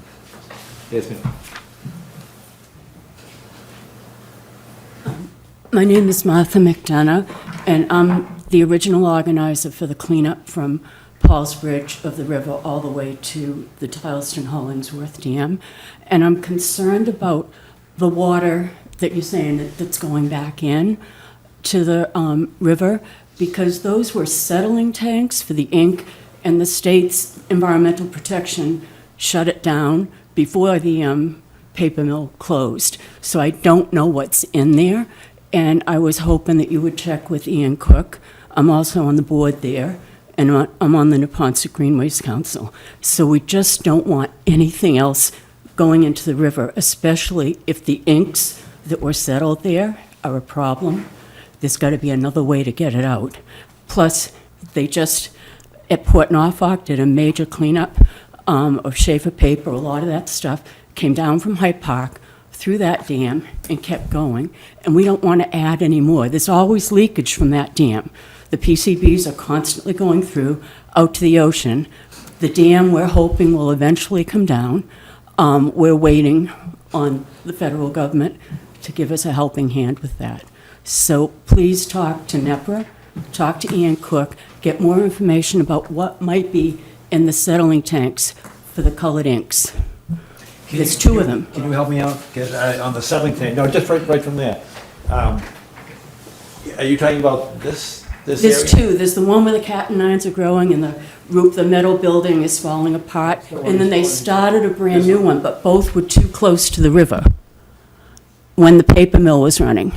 You said they started a second one? Yes, there are two of those circular areas. One was built and they were starting to operate it. The other, they have all the materials, they're brand new but paintball and all that stuff has messed it up. That's still there. It's very close. You'll see it when you go there. You're not talking about this, though? I'm not talking about the one that had the building. There's one a little bit further away from that, and I believe it's a little closer to the river. All right. Do you know what she's referring to? I know how to find it. Yeah, I can interject. In fact, the Milton Conservation Commission has the application from the late 1980s from, at that time, it was called Diamond Paper Company, through Dresser McKee Industries, and you have all the plans. There were no ink storage capacity in any of these. This was strictly just water itself. The property was purchased by Bay State Paper back in 1994. It was converted from a paper plant to a recycled cardboard. And at that time, they negotiated an agreement with MWRA and then started getting the water at a substantial discount to the public in order to abandon any water usage from the Neponset River itself. We had the site tested. We had conducted a 21E test on it. Ironically, we met with Ian a number of times. We provided him a copy of the 21E. We had obtained a BRAC insurance policy a number of years ago through the state's Mass Development Fund program, and as you're aware of that, the state would not provide insurance to a property if the site itself was contaminated. So we had none of those issues with this particular property. Whatever may have happened could have been decades ago. Can you provide that 21A report? Sure. That would be helpful. If you can get it to Steve, that would be very helpful. So the water in the tank itself has been tested recently, within the last, A number of years ago, maybe 5 years ago. can you test it again now in the next few months so Sure. that we can have that Sure. report and assure the public that? Yep, absolutely, not a problem. Okay. I just want to make sure, because I don't know what's going on. Yeah, no, with the we're sediment there. yeah, we're happy to do that. That's No, not you not a made a problem. great point. Thank you. And just, Ian can give you more details than I can. All I know is I've seen the other one, that never had the inks, the first one did. And it was, This water is all pre-processing. It comes from the river to the tank, to the processing with the ink and the paper and all that. but you're talking about emptying those where they process the inks. That not on the other side, not on the Hyde Park side, on the Milton side. And I just want to make sure there's nothing there that's going to get, we want to see this gone, totally gone. We'd be delighted to Yeah, have no, it gone. we're But I certainly- want to make sure there's nothing that's going to get in the river down below. It's bad enough that some of the PCBs are still leaking through there. Right, and just to comment on the prior person who made a comment with the PCBs, it is true the state has identified Royal Ahold and Thomas Betts and Company, a division now of Berkshire Hathaway, as responsible parties, but for whatever reason, the Deval Patrick administration elected not to pursue them civilly. So the fact that there's contamination in the river was not a result of this property, was not a result of the prior users of the property in Hyde Park and Milton, and so we have no connection to that. We've offered the state on multiple occasions the opportunity to use our property from a staging area to facilitate the PCB cleanup. The problem, as you probably know, is when Deval Patrick was governor, he had line out and vetoed, I think, funding for about $14 million to clean up the PCBs. So until there's a time where there's some sort of state funding to clean up the PCBs, or there's initiative on the part of the state to pursue the private companies, the PCBs are just going to continue to be there, and they'll continue to migrate downstream, and it's not within our control, nor would it be economically feasible for us to remedy that. Wasn't there an effort to have this put on the Superfund site? I know it's a long list, but that would trigger federal funding for the cleanup? There was a discussion at the time when Congressman Capuano was in office to possibly do that. Yes. As far as we knew, nothing had ever been submitted or filed because there was some opposition to that because of, we didn't have any opposition, but just because of the perception that for Milton to have a Superfund site, it didn't go over particularly well for a lot of people who were proponents of cleaning up the river, but yet having this identification. At some point, the state has to intercede and pursue the parties, and then there's a whole set of funding that's available from the U.S. government through the Army Corps of Engineers that would assist with the whole remigration of shad and herring only when the state takes care of the PCB cleanup. You can't use the Army Corps of Engineers funds for the PCB cleanup, so it's a chicken and egg right now. Someone's got to move in order to get to that next step. And you know there's a smelt hatchery downstream. Yep. I know you do, but Martha, I'm assuming you're aware of that too, Yeah. which is very significant. I was part of the Citizens Advisory Committee for what to do with the dams. And for Baker Chocolate, there'd be a fish ladder, but the Titleist and Hollingsworth would go. But we had to first identify responsible parties to get rid of the PCBs and stuff like that. And it has gone to the federal government. That's all I know, recently. What was the latest one, when EPA got involved in it and they identified, is it Mother's Brook? Yes, as the source, That's the been cleaned origination. up. That's cleaned No, up. but that's, what John's referring to is the origin of where the PCBs were coming from. Yeah. There, and also the Royal Anal site on the backside of Business Street, there was a small business that was, I think, subsequently purchased by Thomas Betts and Company, which was then purchased by Berkshire Hathaway. But yeah, you can fingerprint the PCBs, so that's how they know where it comes from and who the users were. But But I thought that was what was going to trigger the Superfund push to get federal funding for the cleanup. nothing has happened, unfortunately. And there is no initiative on anyone who's pushing it. And we've tried that. We've met with the local representatives. We've had discussions with the local congressman. Oh, yeah, we want to see it done. We want to see it done.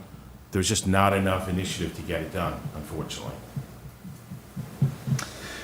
Understood. Sadly, Yep. understood, but understood. All right. So you've raised some good points, Martha, and that 21E report will assist us, and I'll reach out, or Steve can reach out. I'll reach out to Ian Cook. And we'll all be delighted to see that gone, but I'm just worried. Oh, yes. All right, thank you very much. Wendy, you had a... I'm good. Okay. Thank you. Thank you, Steve. Yes, ma'am. Please come forward and use the mic and introduce yourself. I'm Julie Penchens in Barakat, and can I show you something on the map? You may. I live at 366 Truman Parkway, which is here, around here. So right by this access road. I just want you to imagine I have a 1-month-old granddaughter. I have 2 4-year-old grandsons and 1 6-year-old granddaughter that I babysit. We run around the yard right here. Well, you're across Truman. You're across the street. Across the Just street. across from that access road. So, this project, demolishing, PCPs in the water, God knows what's in the air, how much noise it's going to make, how much air pollution there will be. My grandchildren do have asthma. I'm very concerned about this project. The quality of our lives will be negatively impacted for quite some time, for however long this project takes you. It's not to say that I would not like to see this disappear. I would. But I think the cart is coming before the horse here. I think that this site needs to be cleaned up. Whomever in the state or in this commission needs to step up and get this place cleaned up before we think about making money and moving in. You know, it's kind of a Hansel and Gretel kind of thing. We'll get some bike paths. We'll be able to have some walkways. It'll be nice and pretty, but with a polluted river and polluted air, so that perhaps somebody can make money off of a development. This is not right. It's wrong. We need to rethink this. I have empathy for whoever owns this property. But you know what? I have empathy for me and my family. My parents have owned that home for over 30 years, and it's been a battle, believe me, with the town for other things as well, but this is how the cookie crumbles. I really need you to think about the time of this project, the noise of this project, the traffic of this project, the impact on quality of life of people who live on Truman Parkway. Not just me, but all the other people there. And, you know, guys, really think about this. We're Miltonites too. You need to have some oversight. If these people are going to do something positive, it needs to be done the right way. Those are very fine comments, and I want you to know that the factors that you just cited were actually things that we considered during the demolition of the Henry's plant, because the neighbors were concerned with the noise. They were bringing in rock crushers, and some of that stuff's pretty loud. They were very concerned with dust. There was an asbestos abatement program that had to be implemented before they started the demolition. I have no idea if you've got asbestos on site or not. That the demo contractor might not, is there asbestos? Yes. There is, so you got a whole process. It's gonna be about 4 months. What about that smokestack? That's on the other. That's on the Hyde Park side. So that's, you're not No, touching that's on the Hyde Park side of the river. All right, so a lot of the factors that you brought up are going to be addressed by us. Okay. Because they're very legitimate Yeah, concerns. because you're gonna have to test that air all the time while they're doing this thing, to make sure that we're not being, impacted. It just won't be right. Right, there was a railroad bridge. If they're getting, permissions from everybody, go to the EPA too, because we need to know, I mean, this lady who spoke talked about the EPA, they need to have permission, because we need to know what's in there, what's gonna get into the air, how it's gonna impact us, and what they're gonna do to prevent it. Right, I understand, down by the Baker Dam, there's a railroad bridge and there's a pedestrian bridge there too, that they were trying to get rid of they had to do some sandblasting there, and they had lead paint on it, so they had to develop a huge tent with negative pressure to keep all the dust inside to protect the neighbors. So all of your points are well taken, and they will be addressed by us and by the demolition contractor as well. Yes, sir. Thank you. Lee Toma, 58 Aberdeen Road, and again with the Bicycle Advisory Committee and the Ponset River Greenway Council. I've got a couple of concerns. First of all, I'd like to say I'm grateful to see the applicant taking down this building. It's obviously a significant hazard. But a couple of concerns I have as the demolition road crosses the Neponset Trail. I'd like to see some kind of signage or something to warn people of not just bicyclists and pedestrians, but also drivers on the road of I guess, hazard of vehicles entering and exiting. That's a good idea. And I'm also wondering if some of the guardrail may have to be removed to get access there, or... There's a gate. Okay, so there'll be enough room to do that? Okay. And if there's any damage to the, I guess, the pavement in that section from the heavy vehicles, I'd hope that could be mitigated or repaired as construction goes along. But thank you again. Lee, thank you again. And I know Steve is taking detailed notes of these comments. I think they're good comments. Yes. Would anybody else like to ask a question or make a comment? All right, if there are no further questions from commissioners, we'll adjourn this case until July 27th, which is a Saturday at 8 a.m. And we'll meet at the access road. And you Yes. said that the public is invited, as we described That's before, to an area outside, the demolition area itself. And then if you wanted to proceed further, what's the best way to proceed? Who can get the proposed indemnity agreement or waiver to Steve? We'll Or to send Kathy it over Moore? to Steve. I'll email it to you. Okay, that's good. And so if the members of the public want to proceed further, they have to do so at their own risk, because it is an unsafe environment. Just one Julie. comment, I won't be here on the 27th, I'll be in Florida, but if I can get to go at some other point, I'll be back. I can go before the 27th. Well, that's up to the landowner. If someone's willing to, okay, because I really want to. All right. Can you just sign the form prior to going? to Okay, can you come forward and use the microphone? Just, when we sign the form. Prior to entering the site, so just in front of the site itself. Thank you. Okay. Anybody else? All right, we'll see you on the 27th then. Thank you very much for your time. Thanks very much.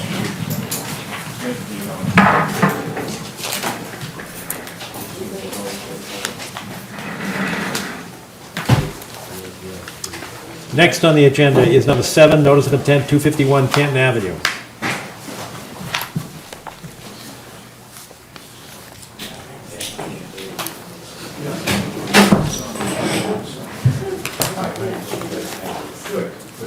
All right. I'm gonna get your... Good evening. Good evening. All All right, my name's Steve Savinen. I'm with New England's Design and Construction. I'm here on behalf of the homeowner of 251 Canton Avenue. The project that we're proposing is a simple bedroom addition, a second-story addition to an existing home. We are not changing the footprint of the home.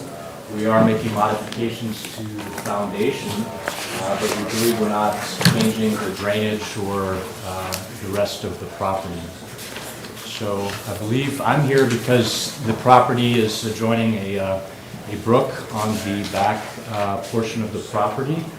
And the work that we're doing and the existing residence is further back, more than 100 feet past the brook. Would you like the existing site plan first, or the proposed? Either one, proposed is fine. Proposed, okay, let me put the proposed up on the board, okay? Sure.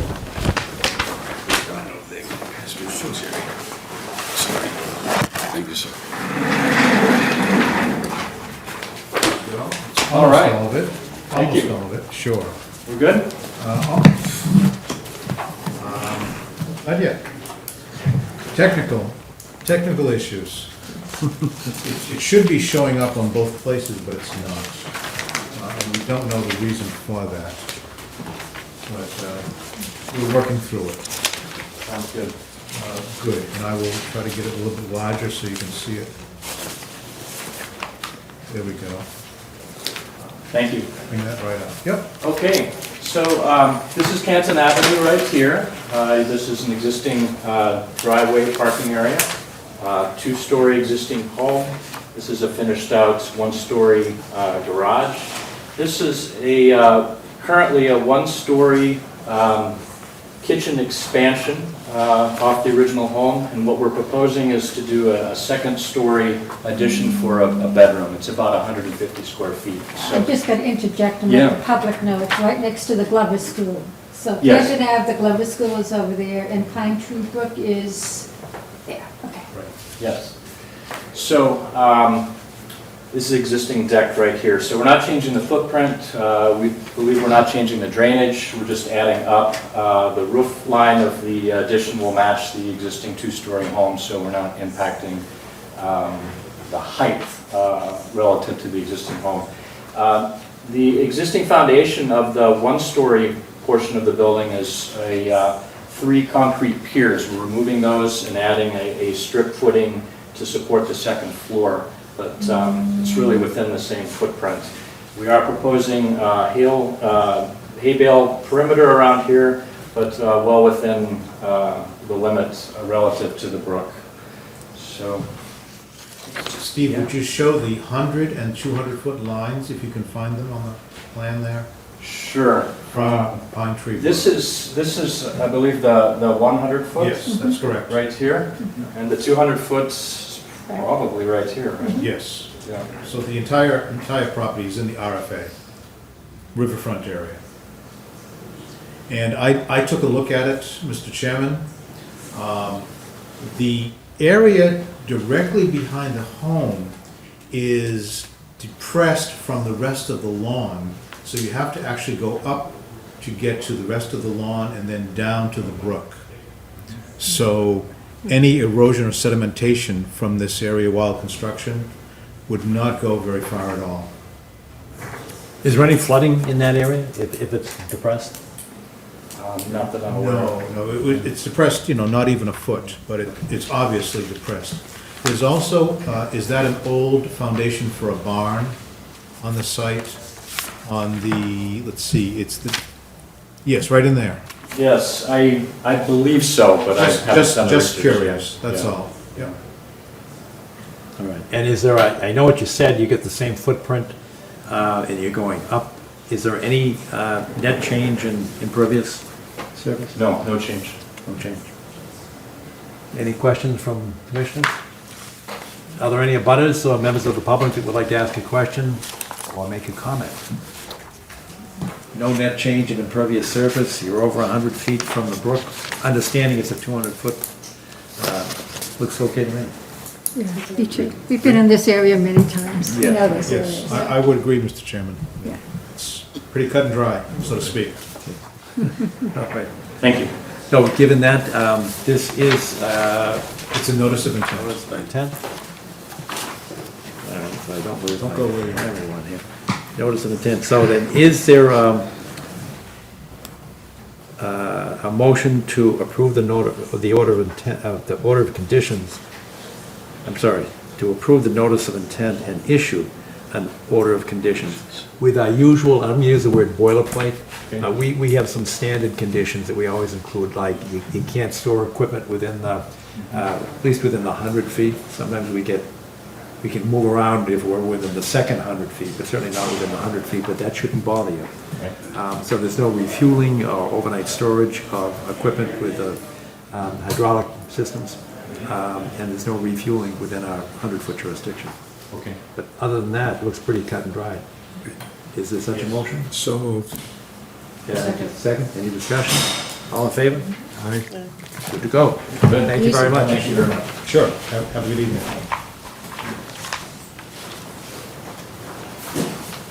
All right, next on the agenda is modification of order. This is Wollaston Golf Club. This is number 8, Wollaston Golf Club. Good evening and welcome. See, you made it. And thank you for your patience. Would you like to put the larger plan up? Yes, the locust one that I sent you. Yes. Every day, Perfect. thank you. Yep, yep. I'll get to it in a few seconds here. I'm going to play around with 2 different screens here, that's why. Let's see, that's Wollaston, that was the stuff you sent today, is that correct? Yes, Okay, I'm trying to find it. if not, I put it on the thumb drive. Get it from, let's see if this is it. No, you don't have it here, do you? Tell you what, So let me just get started while he's doing that. For the record, my name is Kelly Durfee Cardoza. I'm here tonight on behalf of Wollaston Golf Club. We're here to ask you to allow the substitution of trees that were required as mitigation under Order 046-0457. So for those of you who were on the commission in 2013 and 2014, this is the project that involved modifications to the golf club, including the addition of a tee, some cart path improvements, tree removal, and the addition of a bridge.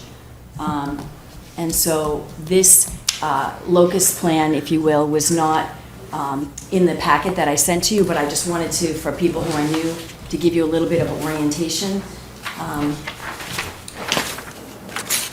where would you like to start? So, Top or yeah, I bottom? think it's probably at the top. Top, So sure. the site is off of Randolph Avenue, and there's a main drive that comes in here. The work that we did was generally up in here, but the mitigation plan includes tree planting in this area, tree planting in this area, as well as some tree planting in that area. So this is the primary irrigation water source. So if you haven't been to the site, and I know many of the people here have, that at least gives you some orientation as to where we are. The order required that there be a total of 98 trees planted, 50 arborvitaes, 7 red maples, 18 sugar maples, 11 pin oaks, 12 red oaks, and the locations across the golf course were specified. They were all either 2-inch trees or 4-inch tall trees. And I included all of the mitigation. Sorry. 4-inch? Yeah, 4-foot tall trees, sorry. So I included the mitigation plans that were included with the notice of intent in your package. And I just want to note that when I added them up, I lost 13 trees. So the table that you have here was short a few, but if you actually look at the plans, there's a total of 98 trees. So if you're looking at it and my numbers don't add up, that's my oops. So Wollaston took a little bit longer to complete this than was expected, so there was an extension on it, and that extension is through November 17th of 2020. The club just recently completed the construction of a new clubhouse and golf building, which was a replacement for their cart building, and that involved a fairly detailed planting plan. At this time, they'd like to substitute 12 trees from that planting plan for 12 trees in the mitigation package. So generally, all the trees in the mitigation package were native. apart from about 50 arborvitaes that were to be planted as a buffer in the upland behind what was a new 12th tee. The location was chosen to separate the tee from the backyard of a neighbor. This was a project that was appealed, and there was a kind of a difficult process. There was a neighbor who was known to this board as well as to the club. That neighbor no longer lives at that location. They're not feeling the need to have as many trees there, so they'd like to take 12 of the trees that were planted that will be planted as part of this clubhouse process and swap those out. And that's what we're hoping to ask you. I know that generally this board prefers only native trees, and some of the trees that we're proposing at this point are not native. Of the 12 trees, 4 are native, and they would be a dogwood, a linden, and a beech, and the others are more ornamental. But we've come to ask to see whether you'd swap that out for some of the arborvitaes that were in the original mitigation plan. Can you refresh my memory? The 50 arborvitaes, were they all in the, I'll mix up the T, but. They were all lined up exactly along that neighbor's home and the 12th tee. There was a line of them, and then there was going to be a stockade fence behind it. That neighbor, as I said, they've sold that house, and they're willing to put up the trees. They have an obligation to, and they'll go ahead and do that, but they don't feel there's no longer this need to form a physical separation. So the number will remain the same? Well, there were 50 arborvitaes, so we're asking if you give us credit for the 12 trees at the clubhouse, then there would be, what's my math, 36 trees left in that line of arborvitaes instead of 50. 38? 38, well. Okay. Okay, Kelly, I am confused because the original order called for 98 trees to be planted. Mm-hmm. And now, of those 98 trees, you want to substitute, whatever the species, you want to substitute 12 of these. Yep. Okay, so that now gives us 86 trees. Yep. This list you've given us, it's not 86 trees, is it?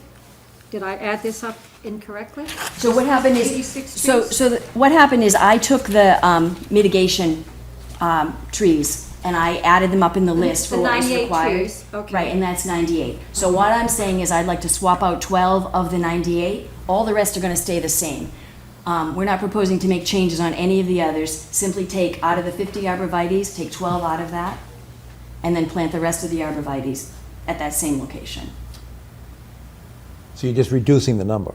At the end of the day, you'll get the same number of trees. We just won't have 50 of them be arborvitaes. We'll have some of them be lindens, beech, Japanese Stuartia, And in a weeping different Norways, Different location? in a different location.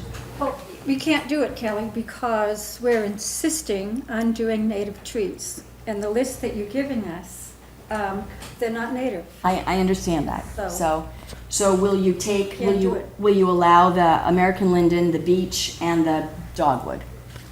If it's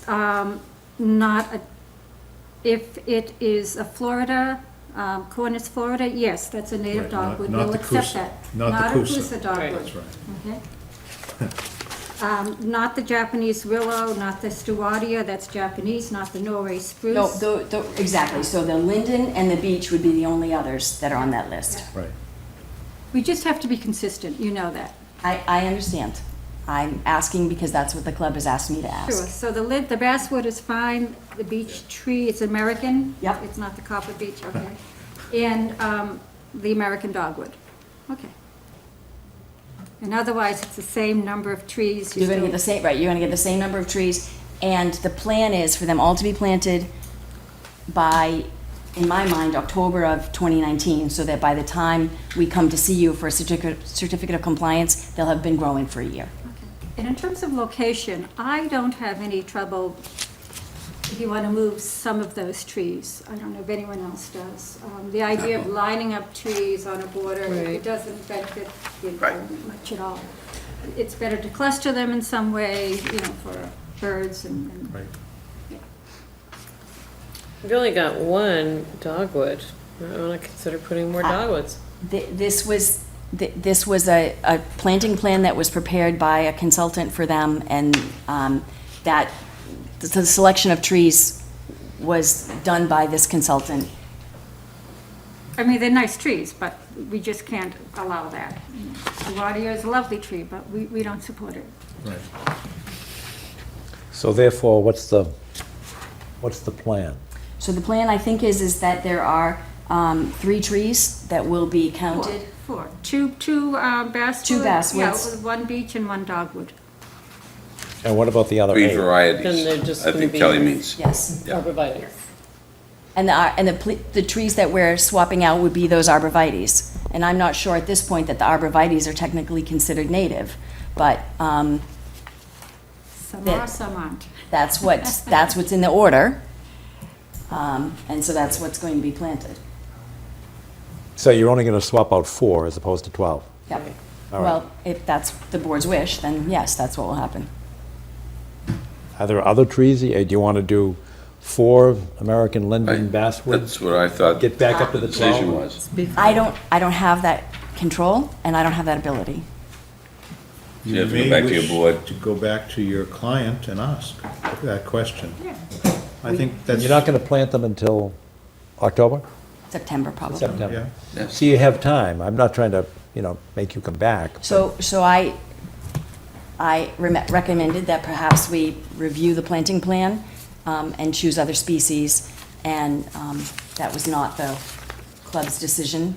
So Wow. they understand that the clubhouse plantings that they've chosen, some of them may not be acceptable to this board. So therefore, do you want to redo it? So we've got to take 2 votes. One is whether or not this is a significant change to the order of conditions, and it doesn't sound like it. And then secondly, can we vote to revise the order of conditions? So the first one is whether it's significant or not, because if it's significant, then you'd have to file another notice of intent. But this is obviously not significant. So I don't have the ability to offer, because I checked with my client beforehand, to offer other species at the clubhouse. So this is what I have to do today. I can't, I don't have any more Do ability. you want us to vote on this, because it would be, I do. it's easy. If we I want you to just swap vote out as, 4. I want it Okay. to be as written, so that, because that's all I can do. All right, so that's straightforward. So All right, the first so vote, The first vote is whether or not this is a significant change to the order of conditions. I move it as not. Is there a second? Second. Any discussion? All in favor? Aye.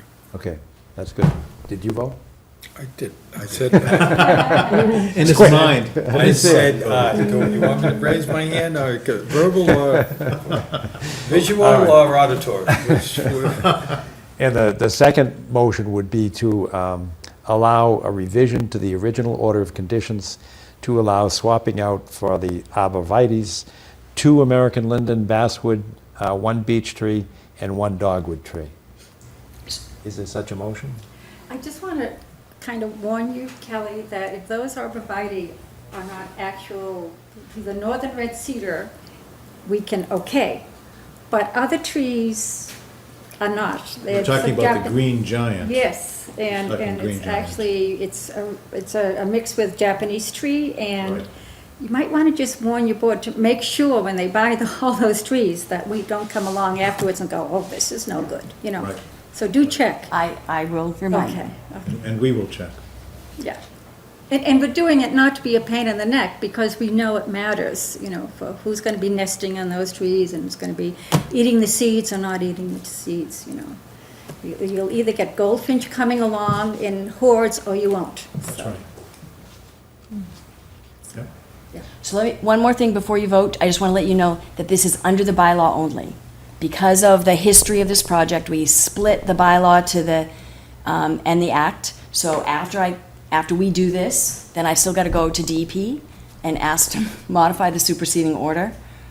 Oh, is it a superseding order? Yes. That's right. Because I what remember. happened is we had an appeal. I remember. So they only appealed under the act. So we have a superseding order, but that doesn't impact the bylaw. So we've been kind of walking this walk parallel Understood. until we close this. Got it. If you don't, historically, there was a neighbor that had appealed, so that there was a change in the order, and it became a superseding order. So the only way to change that is to go back to DEP, not to us. So the only thing that we issued that stayed, because it was not appealed to the Superior Court.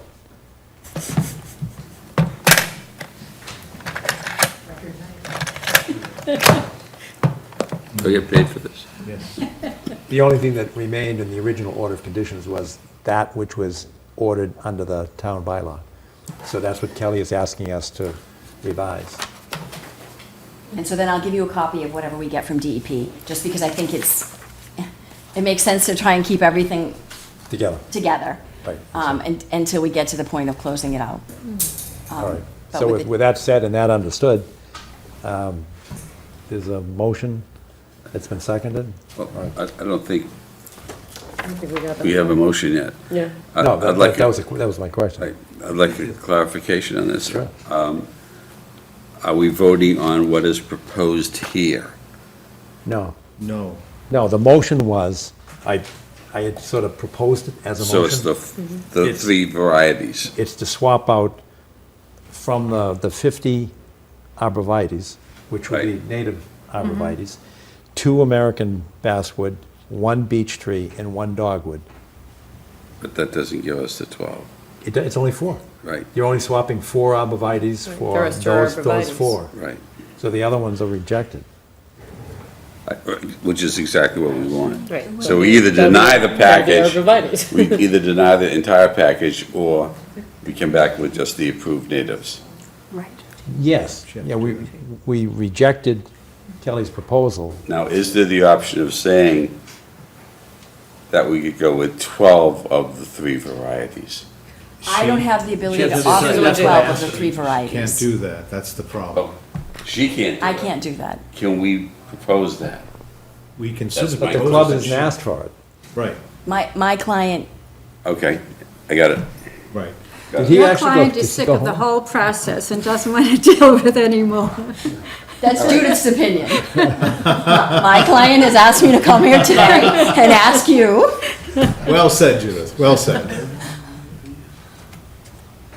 So the motion is to allow the Allow 2 for- American linden, the 1 American beech, and the 1 American dogwood. So that would be my motion. It's the Okay. only substitutions that you can make. Is there a second? Second. Thank you. For voting? Any discussion? All in favor? Okay, Done. good to go, thanks. Thank you. It was good to see all of you. I hope that's what they want. And here's your stick. Thank you very much. Thank you for everyone's patience. Number 9 on the agenda is modification to order of conditions at 76 Cliff Road.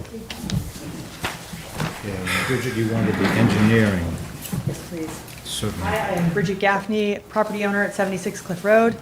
I'm coming to ask for a minor modification, and I have one additional document that was not provided in the packet, which is the engineering plans from the survey engineers.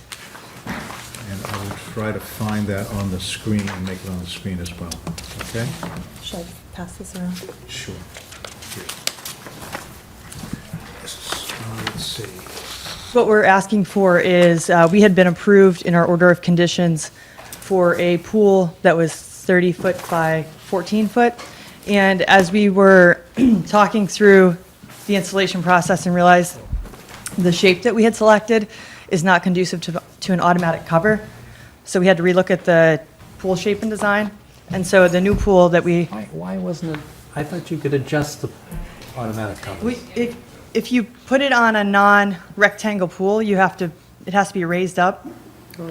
It's much more Safety issue. expensive.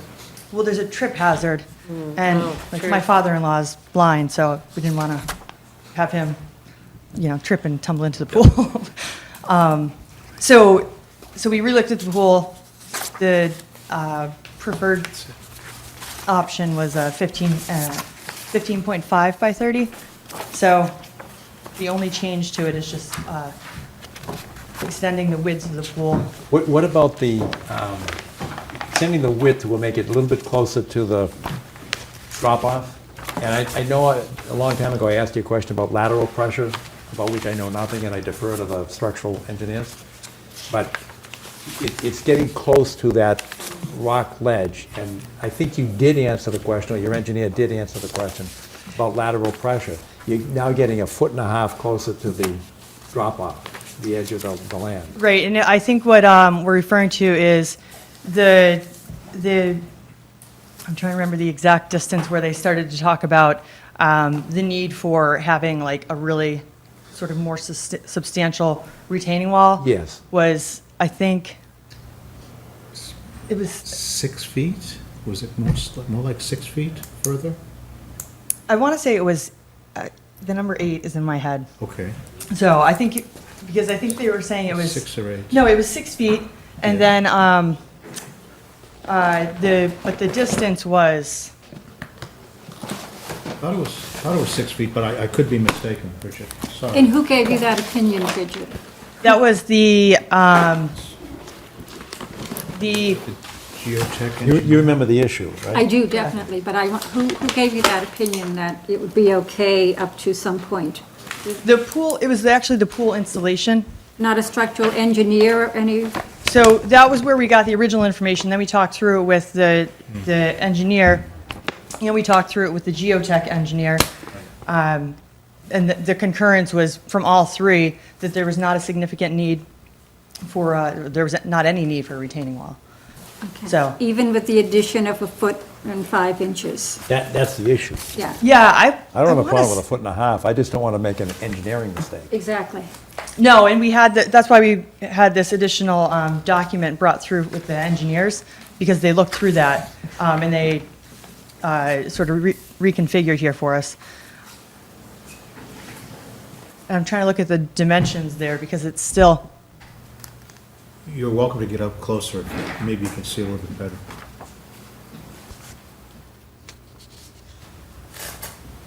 so from the edge of the pool over to the bank, it's still, you know, that's 5 feet. It's just not, anything that we can guess on. It has to be very specifically addressed and analyzed. Right. Okay. And the dimensions are.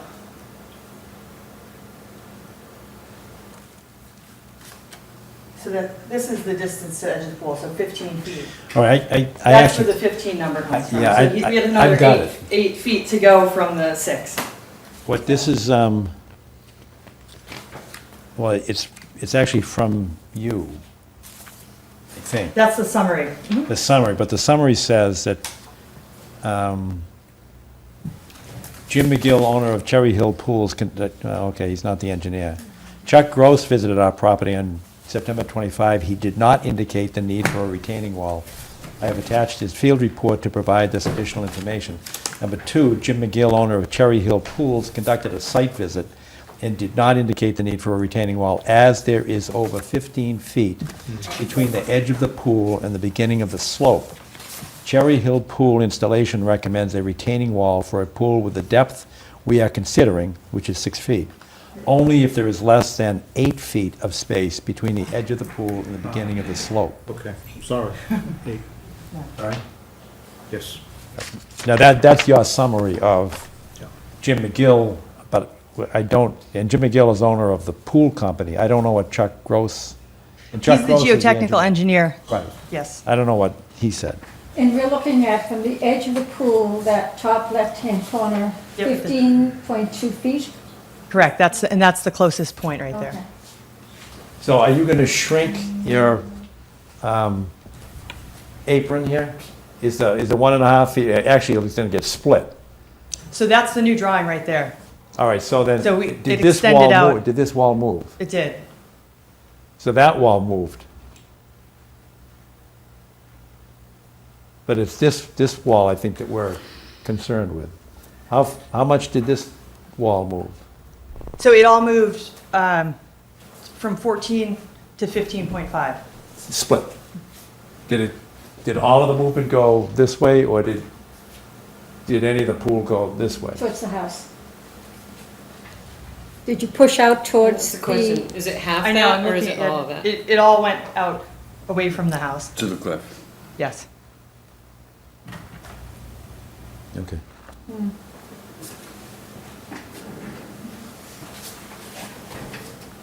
What I just read makes perfect sense, and it sounds like it's reasonable. The problem is it's from the pool company and not the engineer. Well, they have the, well, that's true. This is the survey engineering plan. Right. Richard, how wide is the patio around the pool Who's standing this one? on the westerly side? How wide is that? So that's a 5-foot. 5 foot here? Dmitry Kostchov. Dmitry Kostchov is the architect. He's the architect, okay. Yeah. Okay. So the stamped plan that we have for this June 12th, 2019, Yes. is that this plan? And is that stamped?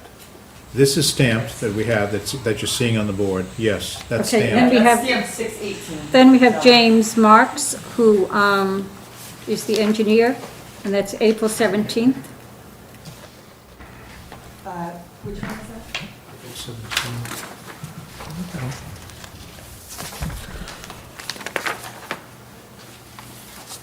That looks like, Yeah, that's James that's Marks. just his typical pool star drawing. I think that's just a, See what the order says, sorry. Well, this says professional engineer here.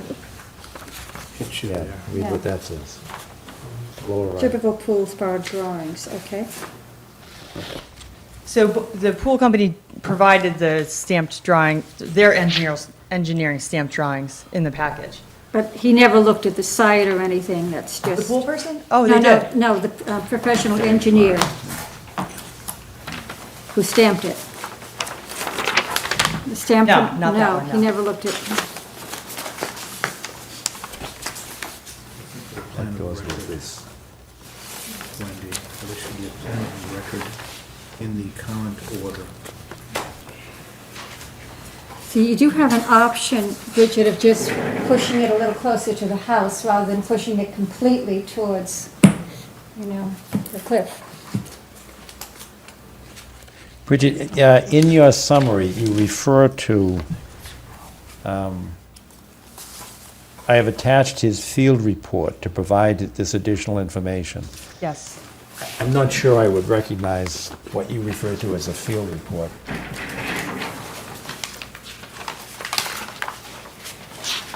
It was a written report.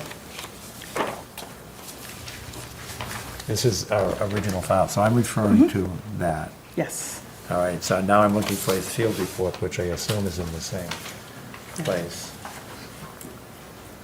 It should be. Bradford. Is It that- should be probably number, nope, that was, pardon me for my, right here. Okay. And John, I should also tell you that the plan of record in the order is 7/13/2018. Okay, by Andrea Nilsson Morse. That's the plan that we approved? Yes, that is a Gaffney residence plan, and then there's a proposed additions, plan of land, October 30th, 2018. So there's evidently two plans, is that correct, that we approved? That's what it looks like to me here. Plan of land, proposed additions, October 30th, and then another plan for the residence. This is the residence plan. Here. It says Gaffney residence. Oh, that's what it was called. Right, exactly. Yes, there was Right. a change when we asked for the second tree. That's right, thank you. Yep, that's Yeah. exactly right, thank you for reminding me. Yep. One by the garage. They're probably residents Yes. down Yes, there. yep, yep, Test pits. That's good. Maybe that's what we can do. There is one other change on it. We took out a huge chunk of the patio, so we reduced the space for the patio. Where? I'm just concerned that we just want to make sure that we've got good engineering justification for this move. So The we're, patio used to come out to here, okay. and we reduced it, so we didn't need that. You know, I'm just worried about lateral pressure hitting the slope. So Right. in the report from Charles Gross, dated October 7th, 2018, he said, if the pool's walls, foundation, and filtration piping are designed and constructed correctly, the pool will be stable and will not cause slope erosion. I recommend digging test pits and/or test borings to determine the actual subsurface conditions. A, have you done that? And B, if we were to agree with this movement, that we condition it upon doing what he's recommended, the test borings, to determine the actual subsurface conditions. So we had discussed that when I was here previously, and that project, subsurface borings, is a $6,000 project. And the report was $400, so that was why we had walked through that. And I think it was sort of agreed upon that the borings wouldn't be necessary, given the other supporting evidence. That's my recollection. Yes, Great. I would agree with that, yes. But now we're moving closer to the slope. And I just want to make sure we've got good engineering basis to do that. We've got, remember on Cabot Street, 70 Yes. Cabot Street? 105. 105 Cabot Street? Right. We were so close to the edge, it's the lateral pressure that was my concern. Indeed, oh, We yeah. are still 15 feet from the edge of the slope. Now, I know that. Now, you need a building permit for this, right? Mhm. And that has to, do you have that? It's hopefully. They met one more time today, so they've been meeting over the past 5 weeks. Right. And part of that, the first 3 weeks, they were just backed up. So they've got this plan. They've got this, they've moving asked it for a that- separate permit for the pool. So they're looking at both of the work that's being done on the house is one separate thing. And they said the pool is gonna be a separate permit so they're working on both of them currently. So that's the same thing that happened at 105 Cabot Street. So Yes. maybe that's our answer, because they're going to look at this not from the environmental perspective, but from the engineering perspective. Absolutely. Do you think? They have to. But yeah, that's their Also- job. That's their job to do So it's that. redundant, okay. They also asked our architect and engineering team that, all about this process, so they're very well aware that, Okay. You're going to both. It's parallel process. yes. All right, because from an environmental position, I don't, there's no significance to me to move it up a foot and a half. I feel the But, same yeah, way. and- I just don't want anything, collapsing into the Neponset River, and then it would be an environmental issue. I really don't either. that's- More than environmental reasons, but they're also a concern. But I think, there is an engineering component to the issuance of the building permit. and I think we Yes, can- yes, there we can is. rely upon that. Yeah, okay. Yep, Anybody feel Makes differently? sense. agree. Makes sense. very confident. Makes sense. Are there any abutters, members of the public that have a question or a comment or suggestion? Seeing none? Is there, yes. You need a motion. That's what we're doing. That's what it's going. Seeing none, is there a motion to approve the? So moved. Well, it's a minor modification, so we have to take two votes. One is it a significant amendment? And if not, then we can revise. If it is, she'd have to file another notice of intent. So the first motion is whether or not this is a significant or a not significant. I'll move it, it's not significant. Is there a second? Second. Discussion? All in favor? Okay. Second motion is to approve this revised plan and make this revision to the original order of conditions. So moved. Is there a second? Second. Any discussion? All in favor? You're good to go. Thank you very much. Good luck. When does the pool open, Bridget?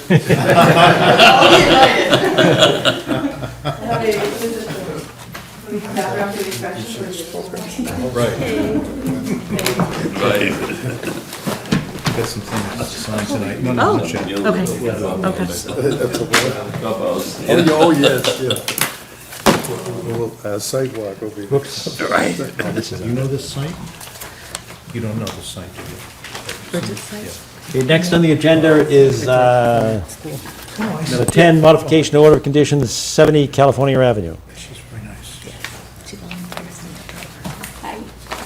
Hi, good evening. Good evening. So what happened? You had a great plan? We, all. Dude, still got a great plan. Okay. Yes, you don't have this one. I think I do. I scanned one in. You did, excellent. I did? Thank you. Sure, one moment. It's here anyway. Find it. just in case. Okay. Find it here. That's, drawing, this is number 10 on the agenda, is that correct? Yes. Yes. There we go, it's scanned in, and let's see if we can get it up on the screen.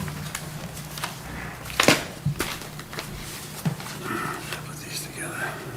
We're getting there. Just a few seconds more. Yeah, we'll get it larger for you as well. This one goes with it. Come on, let's move it. Do you have a copy of the 4 changes and the after changes? We pass it down. No, we have copies. Yes.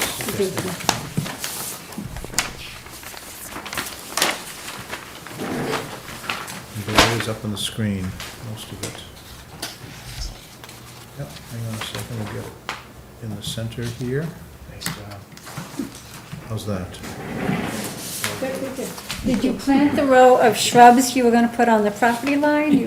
They're still there, It's yeah. still there. Oh, good. Now, and what are they? What did you put in? I forget. High bush blueberries. Wonderful. They're forming right now, right? And the birds are just about to get every one of them. Yeah, We're we can't- certainly we can't not put them moving. in until the construction starts, otherwise they'll be damaged.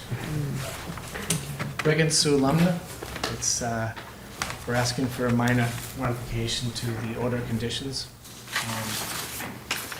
The reasoning behind it is that we reduced the size of the house from 40 by 30 to 20 by 30 feet.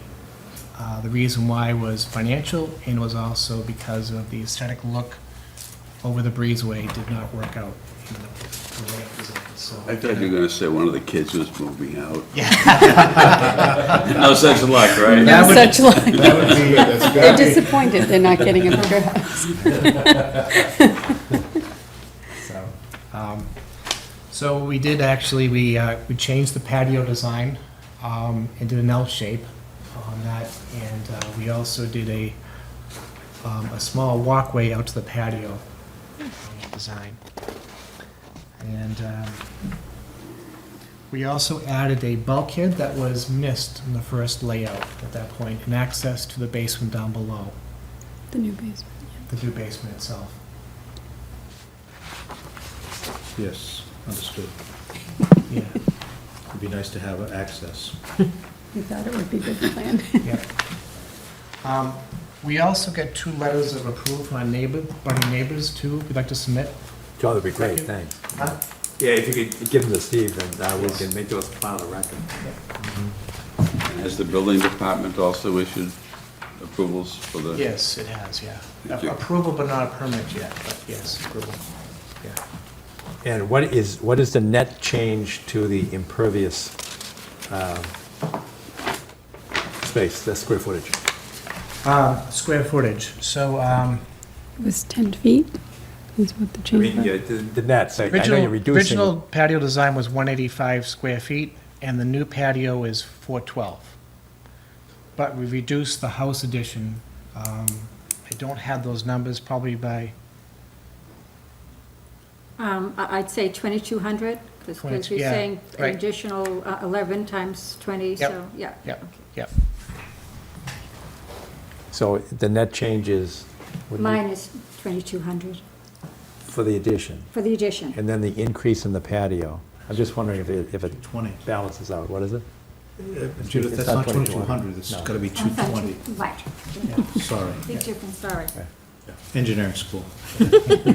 Sorry. Can you eyeball it and see the difference?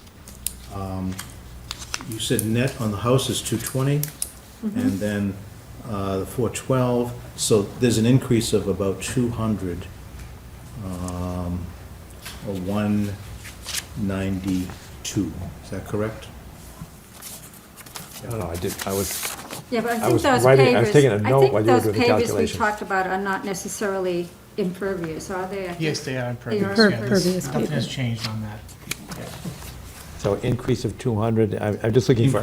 Increase of a little less than 200, 192, I think. Okay. Yeah. Does that make sense? Yes. yes.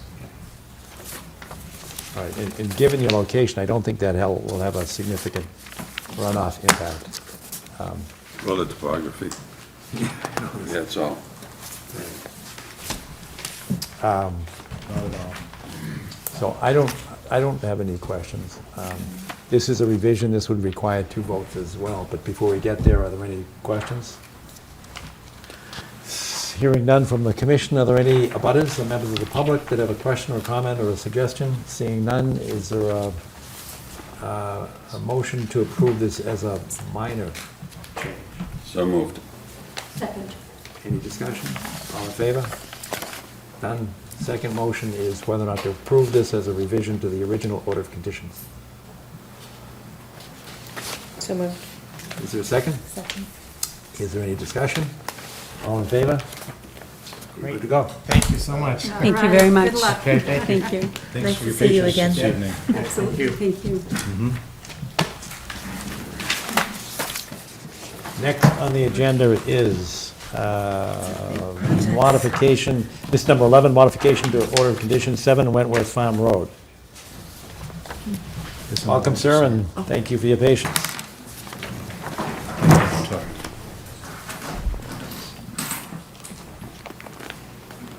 Okay, so, Good evening. Hello. Tell us what you want to do. Well, the engineer on lot 1, which I guess you guys have it as, I think 7 Wentworth? Yes, lot 7, correct. Well, 7 is the address. I call it lot 1 because that's how it's approved by the planning board, so. Okay. I just don't want to confuse everybody. Because I'm being confused after talking to everybody. We've been down this road a few times. Too many. okay. When we did the site visit, I know a few of the members here were concerned with the driveway being so close to the bridge. And that was the discussion, which we had the same issue with it for a couple reasons. One, the bridge wall comes out only, I think it's 12 or 14 feet from the driveway. So somebody backing out, if someone's coming up, because it's on a turn, they're not going to be able to see too well because you've got the wall and the cement bridge on the side. That was one issue. The other issue was the asphalt's close and the runoff and the roof drains are closer to the wetlands. So after we all met, we re-perked the lot. We were able to shift the system. It's about 51 feet difference from where it was in total. I spoke to Jeff Kane tonight before I came. He's at another meeting in another town. And he said, we meet all of Title V, and he also said to me that we meet the wetland policy 86-1 with the septic change. The driveway's gone, it's not near the bridge, that's gonna be all lawn and grass now. So, I mean, there's a lot less asphalt, just the whole design is better. It's more grass and there's less, the actual grading is less.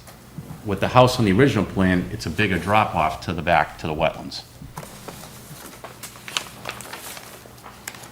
All right, can you go back to, what's the Board of Health setback regs? We meet that. But do you know what it is, the I distance? don't know offhand. If I had known, Jeff would have been here tonight, but this is already approved by the Board of Health. This plan that's in front of you now is approved by Board of Health. Got it. That is approved as we speak. And what is 86-1 DEP policy? That's DEP policy. That the Board of Health implements? Yeah, and DEP as well has recognized it, Jeff said. He gave it to me tonight before I came.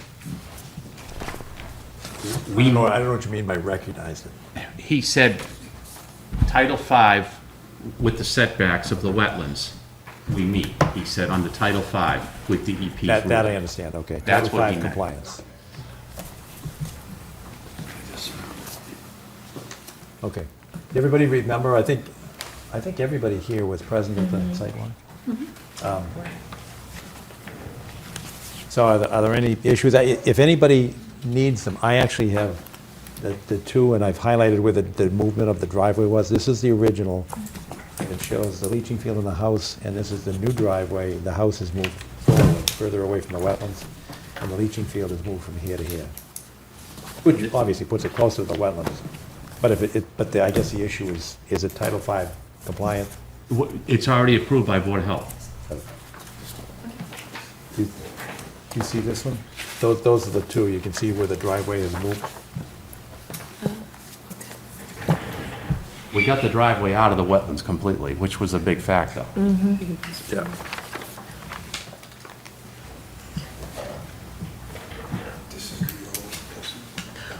When was the original perk test done?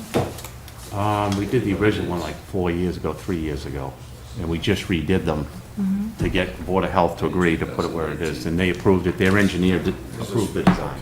We waited 4 weeks for them to approve it. It just goes on, and when I leave, Not faster than that. and when I leave here, it's 30 to 60 days in the building department. So it's 6 months. Okay. It's a much better situation now. Well, I would have liked to have seen the plans beforehand, but it seems to make sense. In fairness, Todd's assistant emailed them to me a number of weeks ago. That's true, but I didn't want to say it. That's true. And then I thought I had sent them to Steve, and I had not, so I guess yesterday I sent them to him. And as a result, actually, Judith, we don't have an order of conditions form modification here tonight for you all to sign. Just, just as. Yeah, no, it's okay, as long as everybody's okay with it, I'll work with whatever we have to do. Yeah. Any questions, comments, concerns? Anybody? Are there abutters or members of the public that have a question or comment or a suggestion? If it meets 86-1 and the Board of Health has approved it, I'm okay with it. Okay. Then we'd have to take two votes. One is whether it's a significant change or a not significant change. I really like voting on non-significant changes. This is my fourth. Is there a second? Second. Is there any discussion? All in favor? All right. Second motion would be to approve this revision so as to amend the original order conditions. So moved. Second. Second. Any discussion? All in favor? Good to go. Thank you. Okay. Have a good night. All right, thanks. Thanks for Thank you, your Steve. patience. Certainly. Take care. Next on the agenda is number 12, Enforcement Order 1 Carberry Lane. Good, you're here. Perfect. Hello. Hi. I'm Nicole Salamini. Mark Salamini, we're owners of 1 Carberry Lane. Is How an long enforcement order. have you been there? Since 2010. And help me out. What's Steve, can you tell us what the enforcement order is? Yes, the enforcement order is, I'll just read what it says. Okay. Perhaps. It's cease and desist from any activity. Activity has been conducted within a resource area subject to the Town of Milton bylaw, plus the Mass General Laws, Chapter 131, Section 40, without approval from the Conservation Commission. Removal of mature trees and a significant amount of landscaping debris has been dumped on the property within a resource area. No work shall be performed in a jurisdictional area without the Conservation Commission approval. And if you look through, Judith and I were on an adjacent property back on the 21st of May, as the photos describe. And there was some large trees cut on the property, and there was some landscaping debris that their landscaper probably just dumped through a fence. Judith, do you have anything more to add? Well, do you know what's behind you on the other side of your fence? Well, now we know that we're in a resource area. Do you know what we mean by a resource area? Now we do, that there's an intermittent stream behind us, Yeah. and that we have a 100-foot resource area zone where we have to get approval to do any work. Exactly. As, you know, I don't know if you received the letter that we sent. I sent to Ms. Bowen. She's been out of the office Okay. for the last few days, so we have not seen that letter. Okay. I'm very sorry to say. That's Do you have okay. a copy of it? I do, and I can give it to you. Is I it could- long? No, but I'm happy to read it if you'd like me sure. to. Here. So, dear Town of Milton Conservation Commission, we are writing you in response to your order. First, we'd like to apologize for performing work on our property without conservation approval. As first-time homeowners, we've only owned condominiums before. We were unaware that the stream running through one edge of our property was a resource area, or that there were bylaws regulating the work near the stream. We have no intention of disturbing or altering the bucolic landscape adjacent to our stream, and we only want to maintain our land and home in its current state. In response to the trees that had been taken down, in January of 2019, there was a severe windstorm that resulted in one 70-foot tree being snapped in half and suspended approximately 35 feet in the air on top of another mature tree. This tree was hanging precariously over our children's play structure, our fence, pool, and backyard. We thought it posed a safety threat to our children, our home, and our property. As a result, we called Doug Hunt, an arborist with Hunt Tree Service in Milton. He told us that the suspended trees needed to come down immediately for safety concerns. He told us that there were other dead trees in that same area that needed to come down too, as the dead trees could also easily fall on our home. Mr. Hunt has also, I also have a letter here from him stating the same facts that I can provide to the commission. We were unaware that we needed a permit for this work. If we had known, we would have worked with the proper channels to receive the permit for this work, and we'll gladly apply for a permit to perform any necessary work that if the needs arise in the future. We were just responding to an emergency situation. And with regard to the landscaping debris, we were under the impression that our landscaper, which is Roger Ramos of Ramos Landscaping in Stoughton, would remove all grass clippings when his company mowed. After speaking with him, he said a new employee has been making a mistake and dumping grass clippings behind our fence. He's offered to remove and clean up all grass clippings dumped behind our fence with conservation approval. In the meantime, we had padlocked our fence so that there is no access and prevent any landscape workers to dump any grass clippings behind our fence. And we would be happy to have Mr. Ramos clean up the clippings if you desire that. So now you know there's a stream behind your It's called Yep. Balster Brook. Good to know, yep. Yeah. flows into, what does that section flow into eventually? It comes around. Yeah, it comes around Unquity, and then it goes, at any rate, it eventually goes into the Neponset River, so all this waterway we protect. Sure, of course. So, and very surprised that the Hunt brothers didn't know enough to check. They're usually better about that, because you can tell if something is wet. You look at the vegetation, and there's like skunk cabbage, and there's jewelweed, and that's what we saw in there. It was pretty obvious, right, right next to it, so. I'm a little surprised. Maybe they need a letter from the Conservation Commission just reminding them, something like that. I do have a letter, if you'd like it, from Doug Hunt Okay. stating this, what happened. I mean, I can provide that to you as well. Let me talk to you about the grass clippings. Why not just mow the lawn and let the grass, it's the best thing you can do for the lawn. You Exactly. don't have to use fertilizer, that's what naturally happens. free fertilizer. If you mow often enough, they're not too big. Sure. And it's just the cycle, right, Wendy? We just, Yeah. that's what we advocate. feeds. It's easy, it's cheaper, no chemicals. The Sure. kids can, run around, you don't have to worry about they've got rashes. so- Checks the boots. Sure. Yeah, so what we're gonna do is suggest things to you. Everyone has ideas. Sure. And then we're gonna have you plant some more trees, because we have a consistent, when people cut down trees, if it's a mistake, and it sounds like this is a mistake, it's still 3-to-1, and these were big trees. These were 18 inches across, It's a long time to grow a and I tree think like they were that. oaks, they might have been maples, they were big, yeah. And there's about 5 of them. There we were took down. two that had fallen in the windstorm, and 3 that Doug Hunt said that were And deceased. so that's trees that are not giving you oxygen. Absolutely. All that good stuff. I'm a biologist, a cancer All right, researcher. all right. I'm in full you get support it. of this Preaching and to would the be choir. happy to, Good. replant trees. Yeah.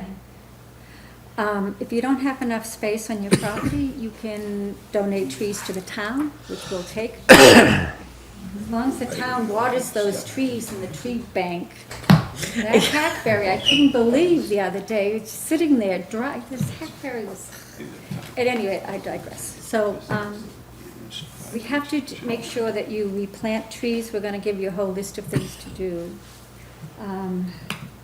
You might wanna think about what you'd like to do. Do you have Yes. space on your property to plant a couple of trees? And so, this is just a beginning tonight to talk about what you think needs to be, could be done. There's definitely, I mean, in the space, the natural area where it's not landscaped, where those trees came down, there are room to put more trees there, for sure. We haven't really thought about planting other trees in our landscape portion, but we are open to that. Yeah, I mean, we could do some there, and if there's not enough room, we could also donate. Yeah. We have another meeting in 2 weeks, and another meeting after that, and another 4 weeks after that. So you're welcome to come back and talk with There's no real hurry on us. this. We're very happy that you came in right away. Right, thank you. That's great. But we're happy to, work with you and do what we need to do. We don't want to, we don't want to cut down trees. I mean, we can just, if it's 3-1, so that's 15, so we can talk with Ramos and the Hunt and. Now- The Yeah, problem yeah. is, those were very big trees, so it might be even a little bit more than the 3-1, so. Well, the flip side of that, though, is it might not be 5 times 3, it might be 3 times 3. That's right, because they were Because you dead. you said that there were, 2 of them were dead and 3 dead broken. and 2 fell in a windstorm. Yeah. So, I mean, And just on a whole, we like dead trees too. Yes. I always Good say there's more habitat. life in a dead tree than there is in a living tree. Depends upon where they are. Depends on where they are. I mean, according Our to, children's play structure is And like, not what they are. Right, exactly. Exactly. But off behind you, there are other dead trees on this there. yeah, we see that. Because there's an awful lot of birds. The only around good there. dead tree is on the ground. exactly. Or a shag, that. And you know what that's standing on called? still. A standing dead tree is called a snag, right? Snag. What's one on the ground called? This is my joke for the evening. A dead tree. It's called a log. A lot. So I think, if people have ideas tonight of what, Yeah, my suggestion is you look joke. at 3 times 3 and come up with a landscape plan that includes whatever you think is appropriate, or if you have an advisor, we'll accept Think that. native trees. Sure. Native trees, and We've just heard come back plenty to of the that how tonight. many. Happy to go with native trees. We have learned Read that out tonight, from huh? our listening discussions tonight. And we do have a virtual tree bank. Some people actually, give money and put in a credit so that the town can draw on it. Others just, owe it. Like, as a matter of fact, you just saw Wollaston Golf Course. They've had this virtual tree bank that we've been drawing from over the many years. Yes. So just keep in mind, once you keep in mind 15 trees, I just said 15, I meant nine trees. Some on your property and some you can Sure. donate. Okay. Okay. All right. And then if you come back with that plan, we can see you on July 9th, if you can do it that fast. Yeah. We'll do our best, and just think in terms of your property, any way that you can reduce the chemical footprint, because you are so close. Sure. You're well within that 100 Yes. foot there, so that, you can go without chemicals on your lawn for years, and it will be just fine. Just Sure. give that some thought. I'm growing on 36 years of no chemicals on my lawn. Do we have permission to have Mr. Ramos, our landscaper, clean up the debris that is behind the fence? Yes, absolutely. Thank you very much for, Have them take a few pictures before and after. Sure. How's that? Sounds good. sounds good. All right, we'll see you in 2 weeks. Thank you very much. Thank you. Thank you. Yep. Next on the agenda is, we actually, 13, 14, 15, we've continued. Yeah. So 16 is the next one, and that is notice of intent, 693, 711 Randolph Avenue. Welcome.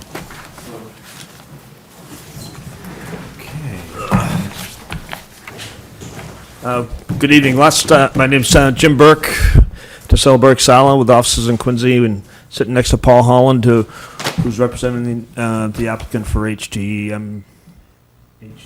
Apartments. Is that how it goes? We're not presenting any new information tonight. I want to thank you guys for coming out on Saturday for the site walk. we did discuss pretty much the only thing I think we had discussed was really the expansion of the crossing, increasing the area, and pursuing a MIPA filing for that particular crossing. No, we also discussed trying to save some of those trees, the huge ones that are up near the property line. And Steve has a list of them for you to consider. Remember, we Some talked about a black couple. oaks and some tupelos up top, way up top. That's still within the discussion. Okay, and we can certainly talk about that. Is it in the buffer or no? Is it in the buffer zone to Some of wetlands? them, Yes. yeah, some of them are. Yes. Yeah, but you know, when that topic first came up, when we were walking around, I thought you were mistaken as to the proximity of the parking lot. I think you were standing there, Jim, and we were looking at some great big trees. Yeah. And I thought you said, where are the buildings? We located some buildings, and We it have- appeared to me that it was in the parking lot. Part of that package that you guys have is a tree location plan. There's probably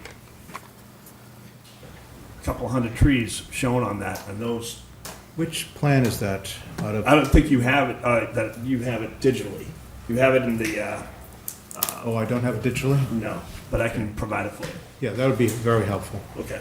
Can you move that diagram? Sure. Which way would you This- like me to move it? I want to see up here towards this area here. I thought we were standing somewhere around here, and there were some very large trees here. Right in this Yeah, but But they're area. awfully close to the parking lot. Correct. Yeah, I we thought. just have to take a look at it. I mean, I'm all for saving whatever we can. I just, Yeah, it's awful tough when it's in the middle of the site. I mean, certainly, we can certainly get it at the edges, but we can take a look at that. I guess, do you guys have a chance to take a look at the letter dated June 12th that we sent in? It was basically just kind of a synopsis of the previous meeting, asking for you guys to get a kind of a scope together, so we can. For the peer review.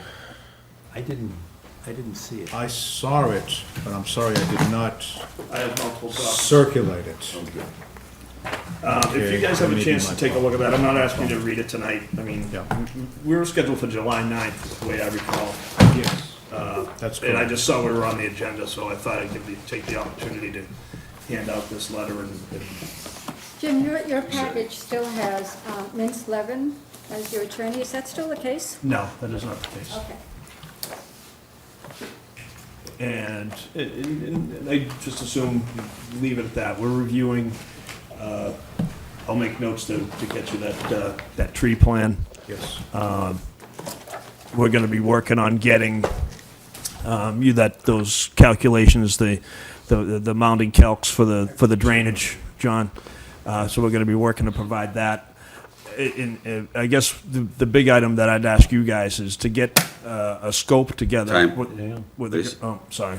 It's all right, we have to.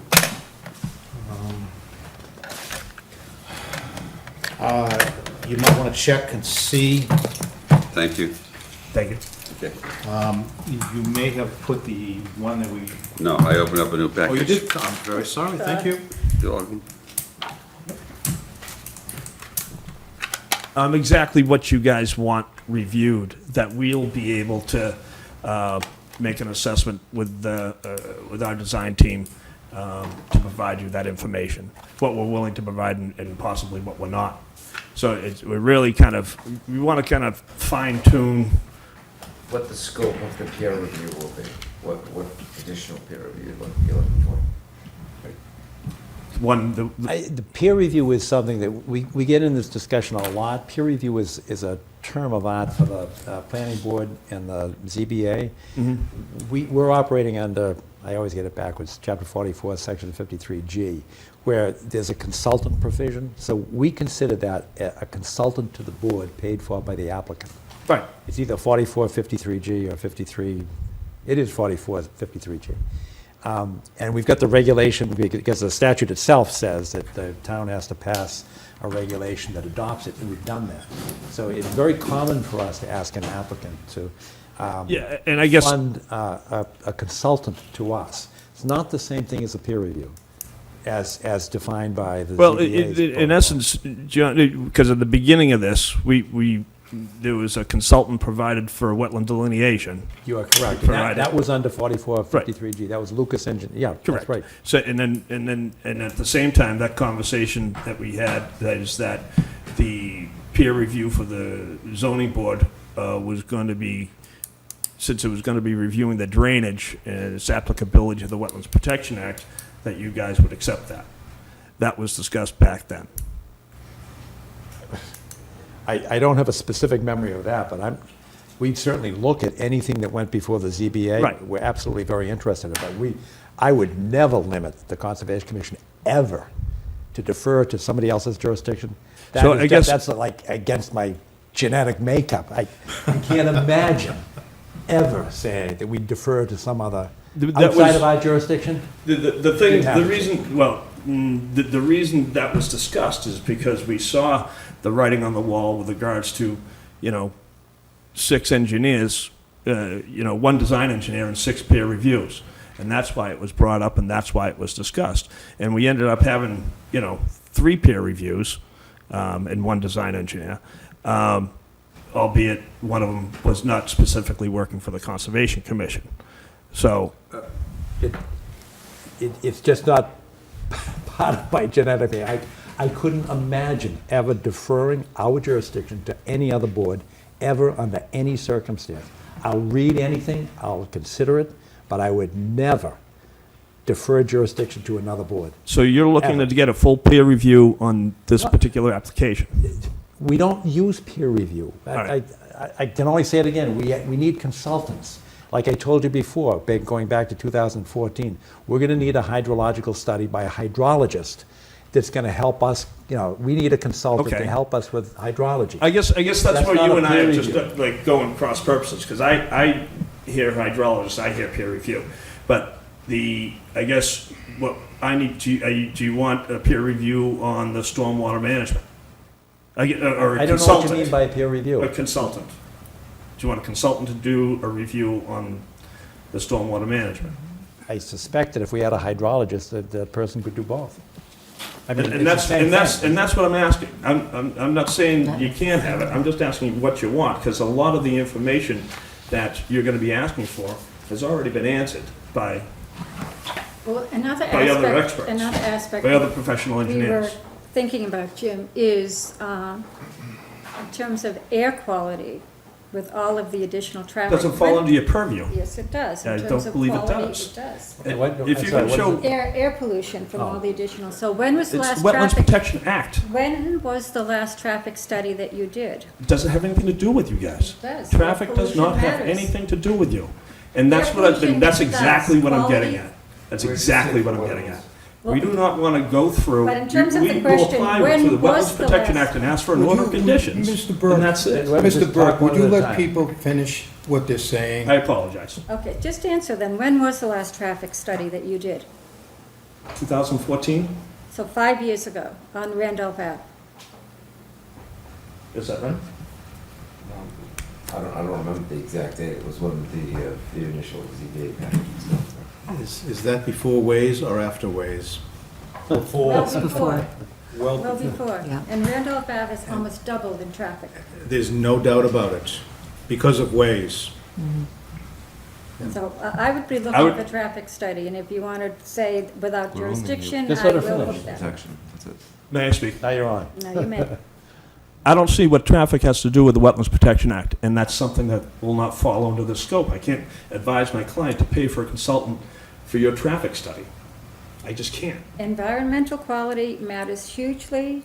If you want to put in the order conditions, that's fine. Well, one of the things that, we were looking at before was the width of the sidewalk.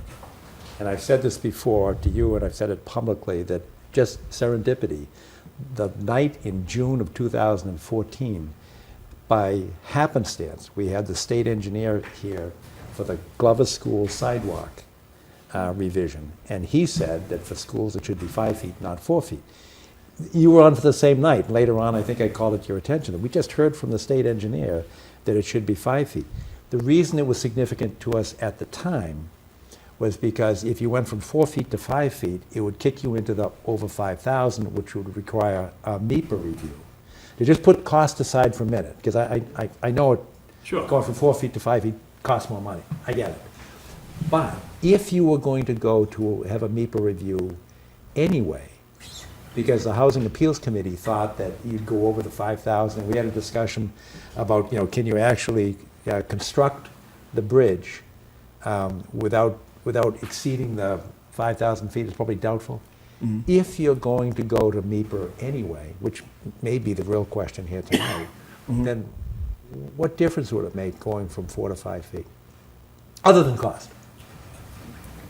Because my impression was you were resisting that widening the sidewalk just because it would kick you over the 5,000 square feet. That's But accurate, yeah. I mean, But you over it anyway, I think by way of construction. We're not. We have a plan that shows the construction with less than 5,000 square feet. The state agrees with that. Well, wait a minute, what do you mean the state agrees with you? The Housing Appeals Committee said that they thought you were over 5,000. They didn't. They actually said, we want you to confer with MEPA Yeah. to confirm that, and we did, and MEPA agreed with us. Well, MEPA said, your plan says 4,800 square feet, so you're not over 5,000. Yeah, that's just math. Our problem is that when you actually construct it, can you actually use a 2-foot width away from your footing? Yes. Yes. I know conceptually you probably can. We asked, and I think your brother was there, but we asked Jim, do you have any examples for us, what has actually been done?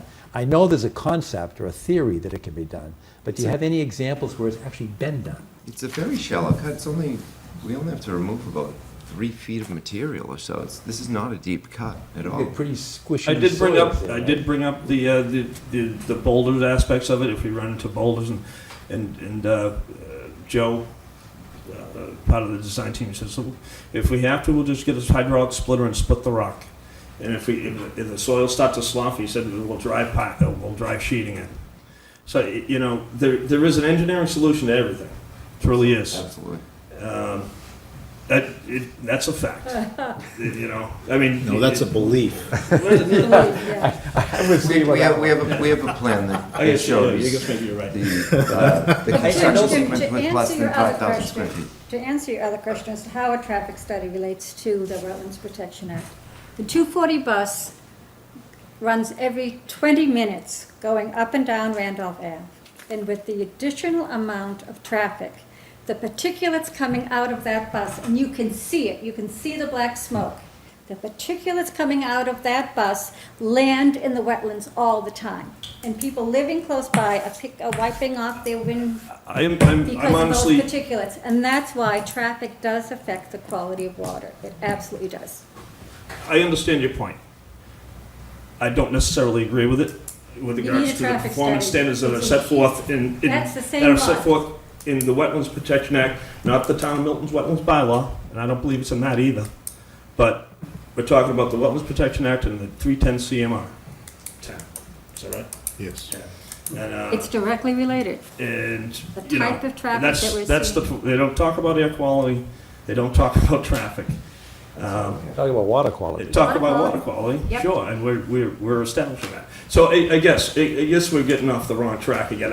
What I want you think so. I to, think we're what I'd right like on you the guys to right do track. is to provide a scope for us to answer for you. If we're gonna do a full, like, if you're gonna take this application that you have right now and give it to a hydrologist, then let us know, and we'll answer accordingly.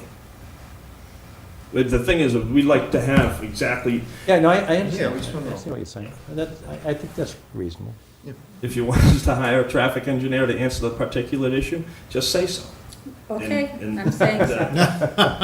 I guess That they was said easy. so. Yeah, and That was and we'll talk. No, I understand what Yeah, you're saying. that's what we're looking for. All right. Can you give us two questions? One is, have you thought about, the possibility of doing a MEPR? We discussed it, and it's still going through. I think we'll have a better answer for you on July 9th, whether we'll pursue that or not.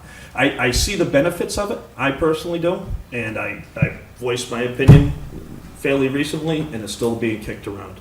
if we go in there, and here's the scenario that I put out to you, where I thought you guys would go. We push out the wetlands, the erosion control barriers out 5 feet, and we add, I don't know, we go up to 7,500 square feet.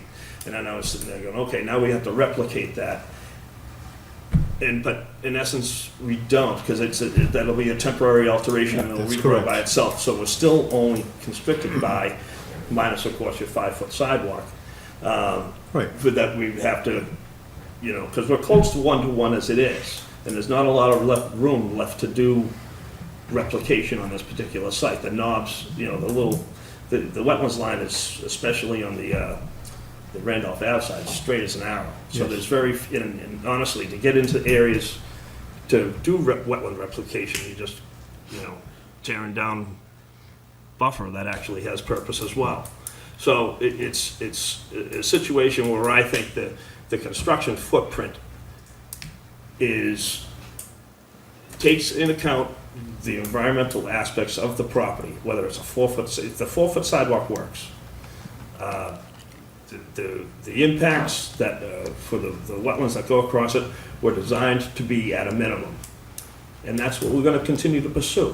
Whether we push those wetlands, erosion control out to the 7,500 square feet, we're just gonna let it grow back in and still use the same corridor. So that's the argument. Right now, the plan is not to change, I understand. But let me ask you a related question, and I'm probably asking you to read the tea leaves, because I certainly don't know, but it's time. You've been at this a long time. This is an extraordinarily long permitting process. And I understand that time is money. Do you have any idea how long this Superior Court action is going to go on? I think I should have a permit in hand in 12 months, assuming I can get a permit. Okay, then, Get the wetlands resolved. all right, so given that, what do you think the time would be to get through a MEPA review? It's got to be less than that. I can't really answer that. I don't know how long they take. Not the trees. But, Not the trees. Steve, do you know? Yeah, we're talking about, how long does a MEPA review take? Maple would be, but at this point, I'd like to know 6 months. About 6 I want months. to know what the commission Right. is looking to, I want some feedback from the commission on what they're looking to review in this project. Because I just feel like I feel like we're heading in 2 different directions. And, they talked of redoing the traffic study, I'll tell you what I'm interested in. Yeah. The original idea, and it was just an idea, about like a pontoon bridge as opposed to the culvert. And the reason was, I am concerned with mounding. That's really what's driving my view on the hydrological study. So that's what I'd like to see the hydrological study, to see the difference between a pontoon bridge and I call it a pontoon bridge, but you know what I'm talking about. Well, I'm gonna do. Pier bridge, right? I'm gonna do an analysis that will Yeah, I show, know pier, I know it'll piers. span the wetlands, which is actually an uneconomic bridge that can be built in this particular area. So, What do you mean, so span? you basically a cable stay bridge, if you will. So that it'll leave the wetlands wide open, so there'll be zero, you'd have to say there would be zero impact. I know the cost of that would be extraordinary. So, I'm not the thing is, crazy. then you put in, the other alternative is to put piers in every, 12 feet. Yeah, And see what that like does. a Yeah. concrete And plank. then, yeah, concrete, Right. yeah. Yes, And that's then what I'm the referring panel, to. the panel bridge. Right. And we'll take a look at that, and then we'll have the one that we're proposing. Maybe I'll double up the culvert and see what that does. And then you can see how it steps down hydraulically. And then we can give it to the hydrologist and see what he thinks, and then we'll go from there. No, I'd like to know, That's what I'm I'd like a full list, John, Right. kind of I know, I everything. understand. You know what I'm kind of looking for. I do. so. But that's always been sort of at the forefront of I my view. know you're And best I know I Judith is mean- a traffic study, but there might be others that have a Right, particular and interest. again, Mr. Burke over here hasn't had a chance really to, it's a lot of information to take in. There's a lot of information that Kathy has, more so than I've given you. Well, feel secure, I did watch the meeting that I was Good. not present. Excellent. That was the meeting when there was a difference about 100-year flood. That's true, that's right. Okay. You had a difference. Yeah. So, and that's it. So See, if you- you may have some ideas of what additional data we would need. After about 9:30 at night, my brain turns off. I'm sorry to say. I don't blame you, Steve. Yeah, not right now. Okay. So, I mean, I certainly can, Steve Amos has been doing this for a long time, and I certainly stand by his guidance. Okay. Yeah, so anything else tonight? I'm all set unless you guys. No, that's helpful to us, we get sort of a Yeah. pre-discussion, know what the other side, or Yeah, the other participants are looking for. It's a big project, I understand. It is. All right. Thank you. So, all right, so Thank you you're very back much. on the 9th, right? Yeah, well, yeah, absolutely. Hopefully, we can discuss More. the scope. Yes. Okay, thank you, thank you. All right, take care, guys. Okay, number 17 is additional business. We have anything? Hallelujah. Yay. Not tonight. We just sign stuff and Sign, then, sign, sign. Please sign, yes. And realize that I did not have a form for you to sign for Mr. Hamilton's change in plan. So we will have that for you on July 9th. I'm sorry, which one? Mr. Hamilton, we didn't have the form. Oh, okay. Now, which, Okay, that's all, You want this over there? as well as everything else. I must say, that's all. Yeah. That's why I don't make any decisions after about 9:30. Yeah. There are limits Yeah. to our scope. All right, I'm going to bed. what's, I'm just trying to think of, what's the one I sleep? Why would you want to do that? What's Now, that, Jeff? are Just we, trying to are make we sure that I don't able sign to the wrong have that discussion in which we come up with a list of Yeah, what we would like a consultant Oh, always review? this is MBTA. Are we able, Are is we- this yours? This was the one that, Oh, you joined? Oh, the No, no, one we copy he adjourned. brought in. Adjourned? Yes. good night. Take care. We'll see you in 2 weeks, if not before. Right. Are we able to have that discussion online, through email? That's the problem. Right. Not easily. We're not, really. Due to the, There's a couple of cases. Mr. Chairman, Yeah, good. we haven't adjourned, Mr. Chairman, we haven't adjourned the meeting. Yeah, we sort of did, yeah. All in favor? Aye. Aye. We're adjourned, 11 o'clock.